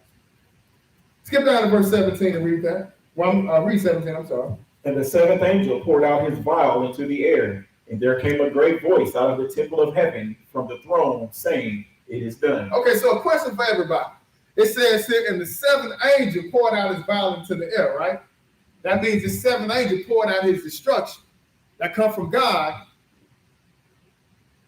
But what happened before he poured it out? What has to happen before he pours out? Huh? Say it loud. No, you said it. Trumpets, right? You said it too, right? Somebody over there said it. But the trumpet got to be blown, right? Which trumpet?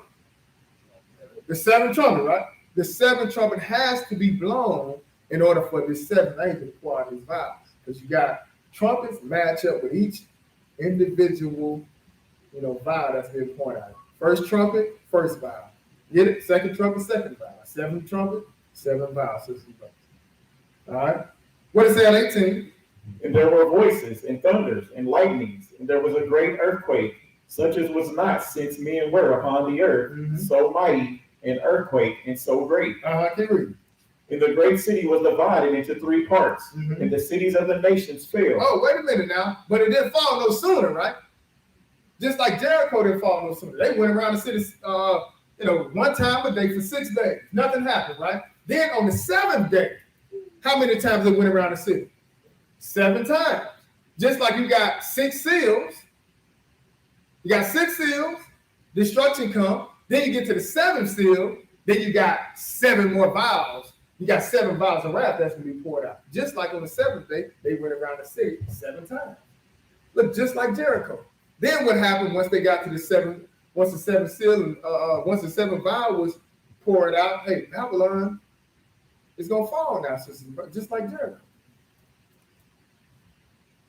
He said the great city was divided into three parts, and the cities of the nations fell. What else? And great Babylon came in remembrance before God to give unto her the cup of the wine of the fierceness of his wrath. That's right. At that point, they're going to have to pay, sisters and brothers, no sooner. But they're going to have to pay because now the Lord is on his way. Revelation 11. Revelation 11. Pick it up at verse 15. Revelation 11 and verse 15.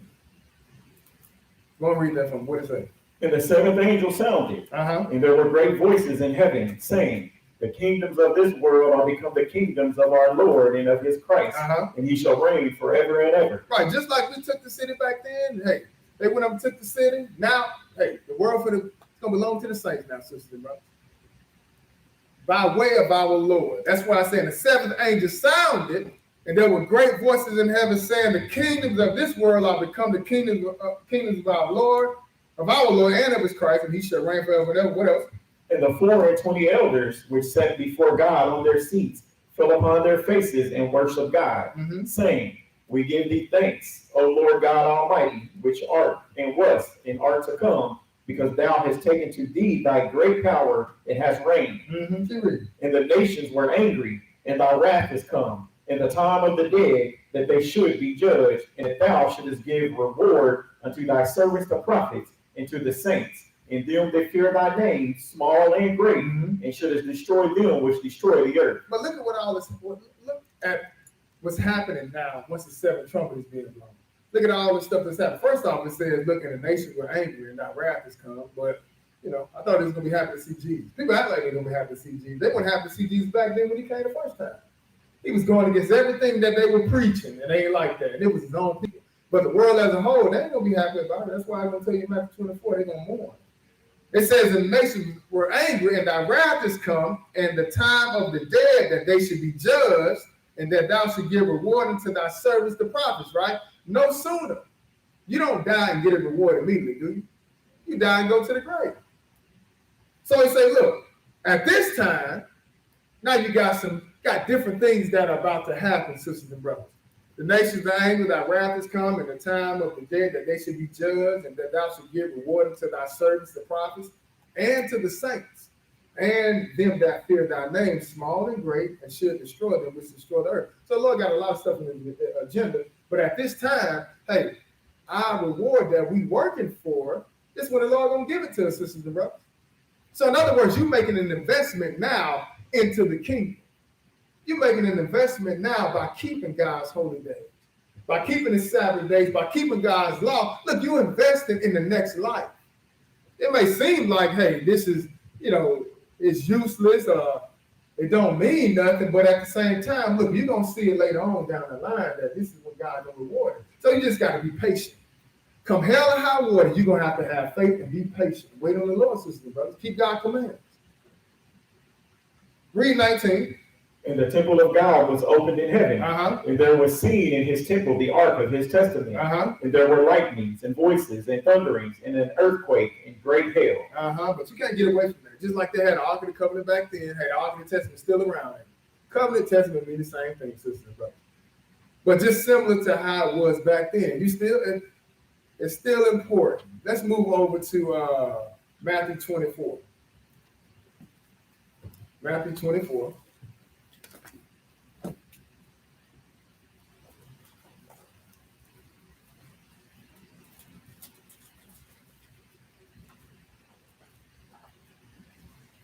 Matthew 24, pick it up at verse 29. Matthew 24, verse 29. You get that going, read it. What's that? Immediately after the tribulation of those days shall the sun be darkened. It says immediately after the tribulation, right? No sooner, right? You say after the tribulation of those days shall the sun be darkened. Go ahead. And the moon shall not give her light, and the stars shall fall from heaven. And the powers of the heavens shall be shaken. Go ahead. And then shall appear the Son of the Son of Man in heaven. And then shall all the tribes of the earth mourn, and they shall see the Son of Man coming in the clouds of heaven with power and great glory. Right, but he's not going to come no sooner than that, right? That's why I say immediately after the tribulation of those days. So Lord ain't coming to rapture us off to heaven nowhere. That's what's been talked about. Some people say that in the religious circles. And they saying it even more now. And then they have people talking about pre-trib. But that's all false. The Lord ain't coming back to after this is over with. But what happens is people want to use some type of way to escape this destruction. We don't got a lot of it. If we just stick to what the Bible says and do what the Lord said, hey, we got a possibility where we can escape this. But he ain't gonna come back until after the tribulation. That's why I said immediately after the tribulation of those days shall the sun be darkened and the moon shall not give a light, and the stars shall fall from heaven, and the powers of the heavens shall be shaken. Touching the atmosphere, but it's gonna be a bad time, sisters and brothers. There's only one time like this. You're not gonna see this happen all over. It's just like that time when that eclipse happened a few years back. Had people call me like, you ain't scared? Actually, I'm finna go fishing. I was riding. I'm looking behind me, it's getting dark, and I'm riding to the lake. Because I knew that wasn't it. Now, when this happened, this is going to be something to fear, sisters and brothers. He said, look, and the sun, immediately after the tribulation of those days shall the sun be darkened, and the moon shall not give her light.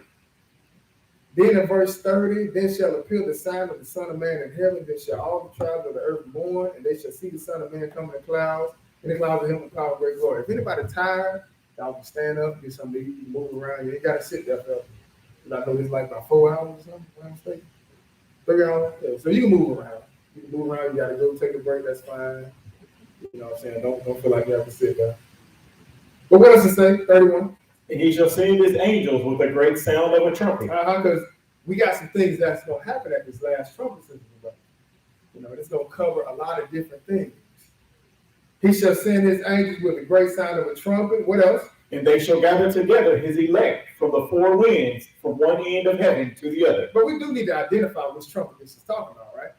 We need to identify. But just notice, Israel ain't going to be gathered out of their captivity, first off, until after the tribulation. Then on top of that, we got to hear trumpet being blown. So this is what we need to be preaching to people instead of, worrying about going back to Israel and even going back over to the motherland. Like in 2019, they talking about we coming home. Don't try to invite us home now. Because everybody know the word coming to them. So everybody want to kiss up to it. That's just like when we talk about in Joel 3, will you render me a recompense, O Tyre and Zion? Don't try to It's we don't need nothing. Matter of fact, we don't want no reparations. Stop trying to send us all these checks. You trying to buy forgiveness. The Lord gonna take care of it. But this is how it's gonna happen at the end of the world, and it's gonna be at the sound of a trumpet when He gonna gather His people, sisters and brothers. He gonna send His angels with a great sound of a trumpet, and they shall gather together His elect from the four winds, from one end of heaven to the other. Just talking about north, west, east, and south. Wherever Israel is scattered, hey, the Lord gonna gather us.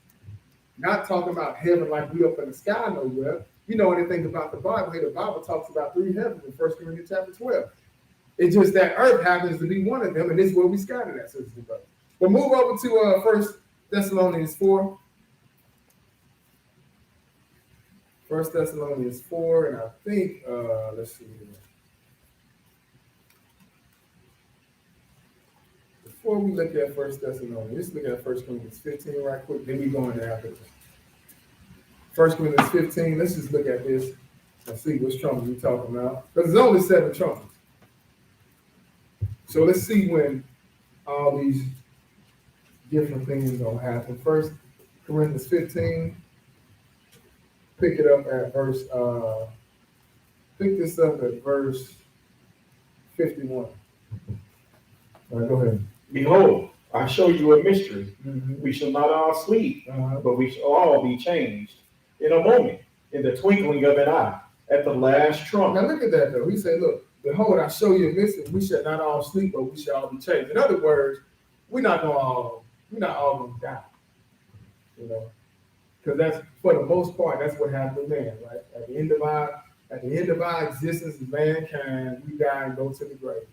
But all of us ain't gonna die. That's what Paul is saying. He said, look, I show you a mystery. We shall not all sleep, but we shall all be changed. When? In a moment, in the twinkling of an eye. In a moment, in the twinkling of an eye. That's the last trump. When we go bury Sister Johnson. Is that what it says? I said when we go bury Sister Johnson, that's when we gonna get it. Is that what the book says? The book don't say that, right? So that means what happened to the dead? They in the grave, right? So we can't go off to heaven. You know, we like to use that to comfort each other. It's not us in the word, but you look at the world as a whole. Somebody died, they put them off in heaven. Look, you ain't gonna do nothing until you're gonna sit in that grave and you're gonna wait until that last trumpet sound. It says, look, in the moment, in the twinkling of an eye, the last trump, for the trumpet shall sound, and the dead shall be raised incorruptible, and what else? And we shall be changed. And we shall be changed. But when is that going to happen? At the last trump, right? No sooner than that. So now, let's move over to, let's go 1 Thessalonians 4. I just wanted to identify that particular trump. And that's the last trump, sisters and brothers. That's when it's going to happen. 1 Thessalonians 4.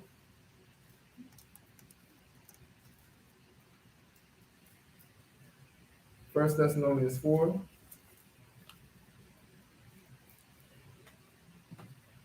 And pick this up at verse 16.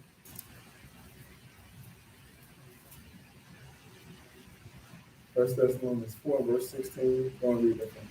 For the Lord himself shall descend from heaven with a shout, with the voice of the archangel. Oh, but look at this though. He say, look, for the Lord himself shall descend from heaven with a shout.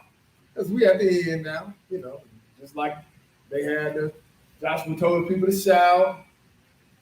It'll be the same way in the end. You got this shout, but this time is coming, you know, from up top. He said, for the Lord himself shall descend from heaven with a shout. What else? With the voice of the archangel. And with the trump of God. And the dead in Christ shall rise first. Right, but what trump is this? Which one? The last trump, right? That's what trump is. That's right, the seventh trump, the last one. And you saw that based on 1 Corinthians 15. You know, they're going to be changed in a moment of twinkling of an eye at the last trump, right? If it's only 7 trumps, it can only be the last one. Then it's saying here, for the Lord himself shall descend from heaven with a shout, with the voice of the archangel, and with the trump of God, and the dead in Christ shall rise first. So we got a lot of different things that happen. The dead getting up. Israel going to be gathered from captivity at this time. Then the Lord going to return also. What else to say? Then we which are alive and remain shall be caught up together with them in the clouds to meet the Lord in the air. And so shall we ever be with the Lord. Wherefore comfort one another with these words. Right. And this is really talking about, you know, people dying. You know, you're going to see them again. Some people use this, you know, to try to get you to believe in a rapture. This ain't got nothing to do with a rapture. This is really telling you how to comfort one another when somebody dies. And also, since we own that, I think Brother Billy, my condolences for, you know, people here. I didn't really know him, but he, just the time I knew him, he's real good brother, man. Seemed very humble, you know, but for those that have known him, that might have been personal, I do send my condolences, you know, to you all and his family as well. But hey, even with that, this is how we comfort one another, right? We're looking forward to hopefully seeing Brother Billy again later on down the line. We don't have to lie and put him off in heaven no more. But Lord willing, we can see that brother off in the kingdom, you know, when the Lord returns. But he said the Lord going to descend from heaven with a shout, himself shall descend from heaven with a shout, with the voice of the archangel, and with the trump of God, and the dead in Christ shall rise first, right? Go to Psalm 47. Last place, like I said, y'all went over with Nehemiah 8 the other day. That's mainly, you know, just to prove that we can't eat on that day. But the simple fact that the Lord told you no silver out work, he's leaving that wide open anyway, so you can do something. And that's something that we talk about doing. Look, you can have fun, you have a good time, y'all can chill. You know, it's, you know, it got something to do with God. So we're gonna enjoy that. We're gonna celebrate that. And we're gonna eat a little bit. And when he said eat the fat and drink the sweet, look, we ain't talking about no doggone juicy juice. Bring kids stuff here. No, we ain't talking about that. He talking about you can bring some liquor or you can bring some alcohol. You know what I'm saying? Just don't get crazy. But hey, you know the party don't start till they walk in with alcohol. So that's a part of it. Psalm 47. You just have to make sure you don't get out of hand, but you can do that as well along with Psalms 47. Pick this up at verse 1. Go ahead. Oh, clap your hands, all ye people. Go ahead. Shout unto God with the voice of triumph. For the Lord Most High is terrible. Now, if you shout to God with a voice of triumph, that's like victory, right? Oh, clap your hands, all you people, shout unto God with the voice of triumph. For the Lord Most High is terrible. Keep reading. For the Lord Most High is terrible. He is a great king over all the earth. But that hasn't happened yet, has it? So you got in the Old Testament kind of highlighted showing you what's going to take place down the line in the future. So he said, look, for the Lord Most High is terrible. He is great king of all the earth. What else to say? Verse 3. He shall subdue the people under us and the nations under our feet. And that's what's going to happen in that 7th. He's going to take down the world, sisters and brothers. Then he's going to come back and set his kingdom up on this earth. That's why we pray thy what? Not go. We pray thy kingdom come, right? Because that's what we wait on. We waiting on the Lord to return, sisters and brothers. And eventually it's going to happen. Go ahead. He shall choose our inheritance for us. The excellency of Jacob, whom he loved. Selah. That's right. Keep reading. God has gone up with a shout. That's right. Almost like an introduction in a sense. But you're going to find that, we looking at it again like we saw at Thessalonians, right? He said, God is going up with a shout. What else? The Lord with the sound of a trumpet. Wait a minute. The Lord with what? The sound of a trumpet. Because that's how he's going to come, sisters and brothers. That's going to introduce the Lord returning. And he's going to bring some destruction. But it ain't going to be nothing quiet. It ain't going to be nothing secretive and none of that. But this is how he's going to make a great entrance into the world. And that trumpet is what's going to introduce his coming. God is going up with a shout. The Lord with the sound of a trumpet. Go ahead. Sing praises to God. Sing praises. Sing praises unto our King. That's right. Sing praises. That's right. Because the Lord is on his way. Go ahead. For God is the King of all the earth. Sing ye praises with understanding. That's right. So I hope somebody got some understanding in Jesus' name.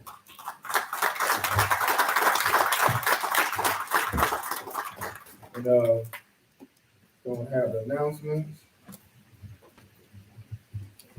Our prayers that the eyes of your understanding were enlightened by today's lesson. Please tune in to Thy Kingdom Come television program, which airs in various locations. Please join us at our other study classes for question and answer Bible study every Wednesday night at 7 p.m. Central Standard Time via conference call number 860-970-0010 with access code 343-531-334#. Also stream live via our website at thykingdomcome7.com. If you feel you are ready to be baptized, please sign the baptismal list at the podium or the rear of the class and speak with Brother Will. The following is the dress code for all our services. All clothing should be modest in appearance. Nothing tight-fitting, overly baggy, sagging, or revealing should be worn. Men are to remove hats and all head coverings, no shorts. Women should wear a head covering such as a hat or scarf, according to 1 Corinthians chapter 11, verses 1 through 7. If your child becomes noisy during the lesson, distracting other members, please remove him or her from the room. Any tithes and or free will offerings should be placed in an offering envelope and put in the offering box near the rear of the class. Pray for our strength as we pray for you. Until next Sabbath, peace. Yes, y'all got a Thursday sundown. The atonement. Friday, I'm not sure how we're gonna do it yet. Let me see it.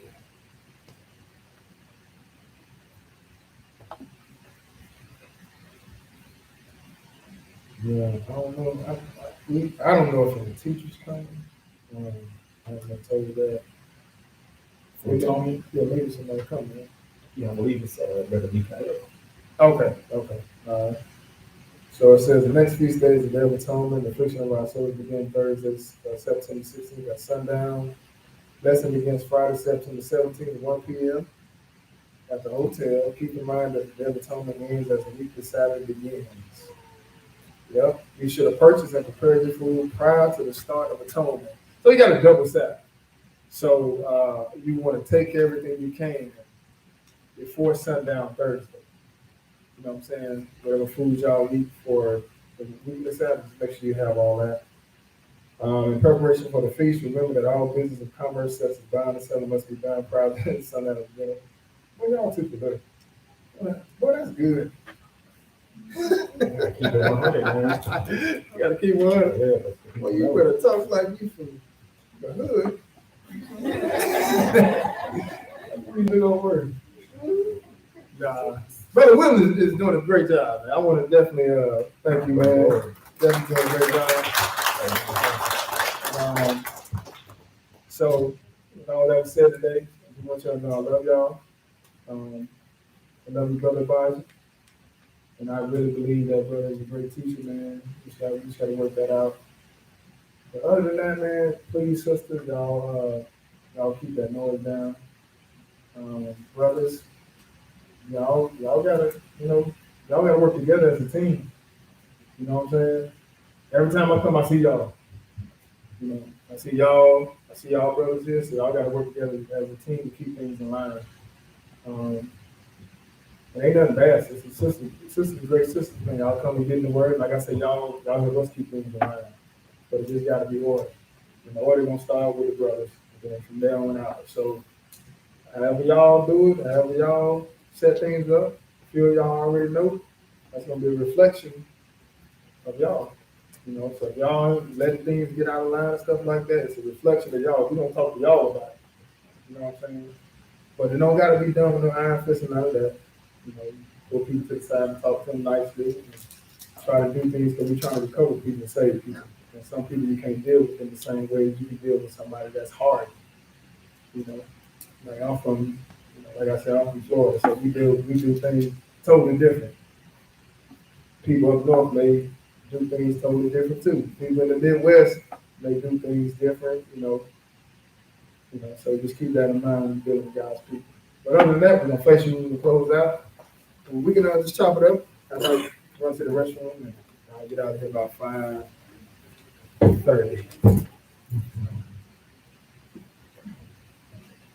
Our Father which art in heaven, Our Father which art in heaven, hallowed be thy name. hallowed be thy name. Thy kingdom come, Thy kingdom come, thy will be done in earth, thy will be done in earth, as it is in heaven. as it is in heaven. Give us this day our daily bread, Give us this day our daily bread, and forgive us our debts, and forgive us our debts, as we forgive our debtors.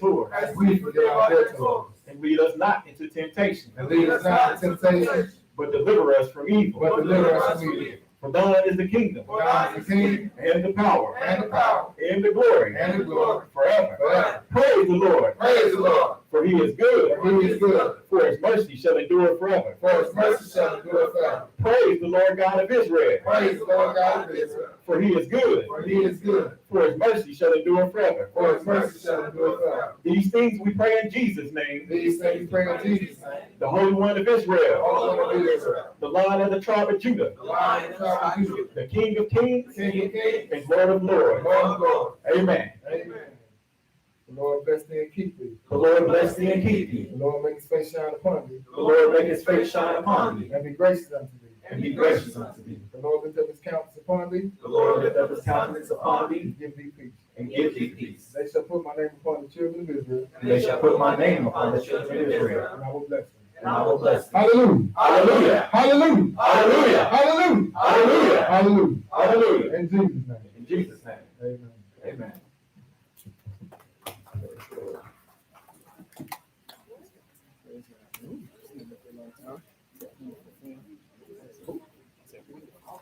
Praise God.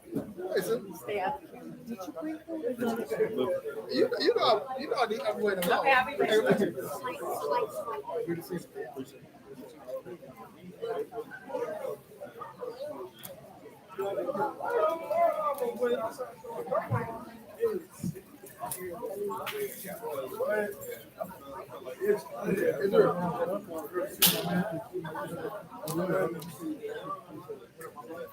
Is there?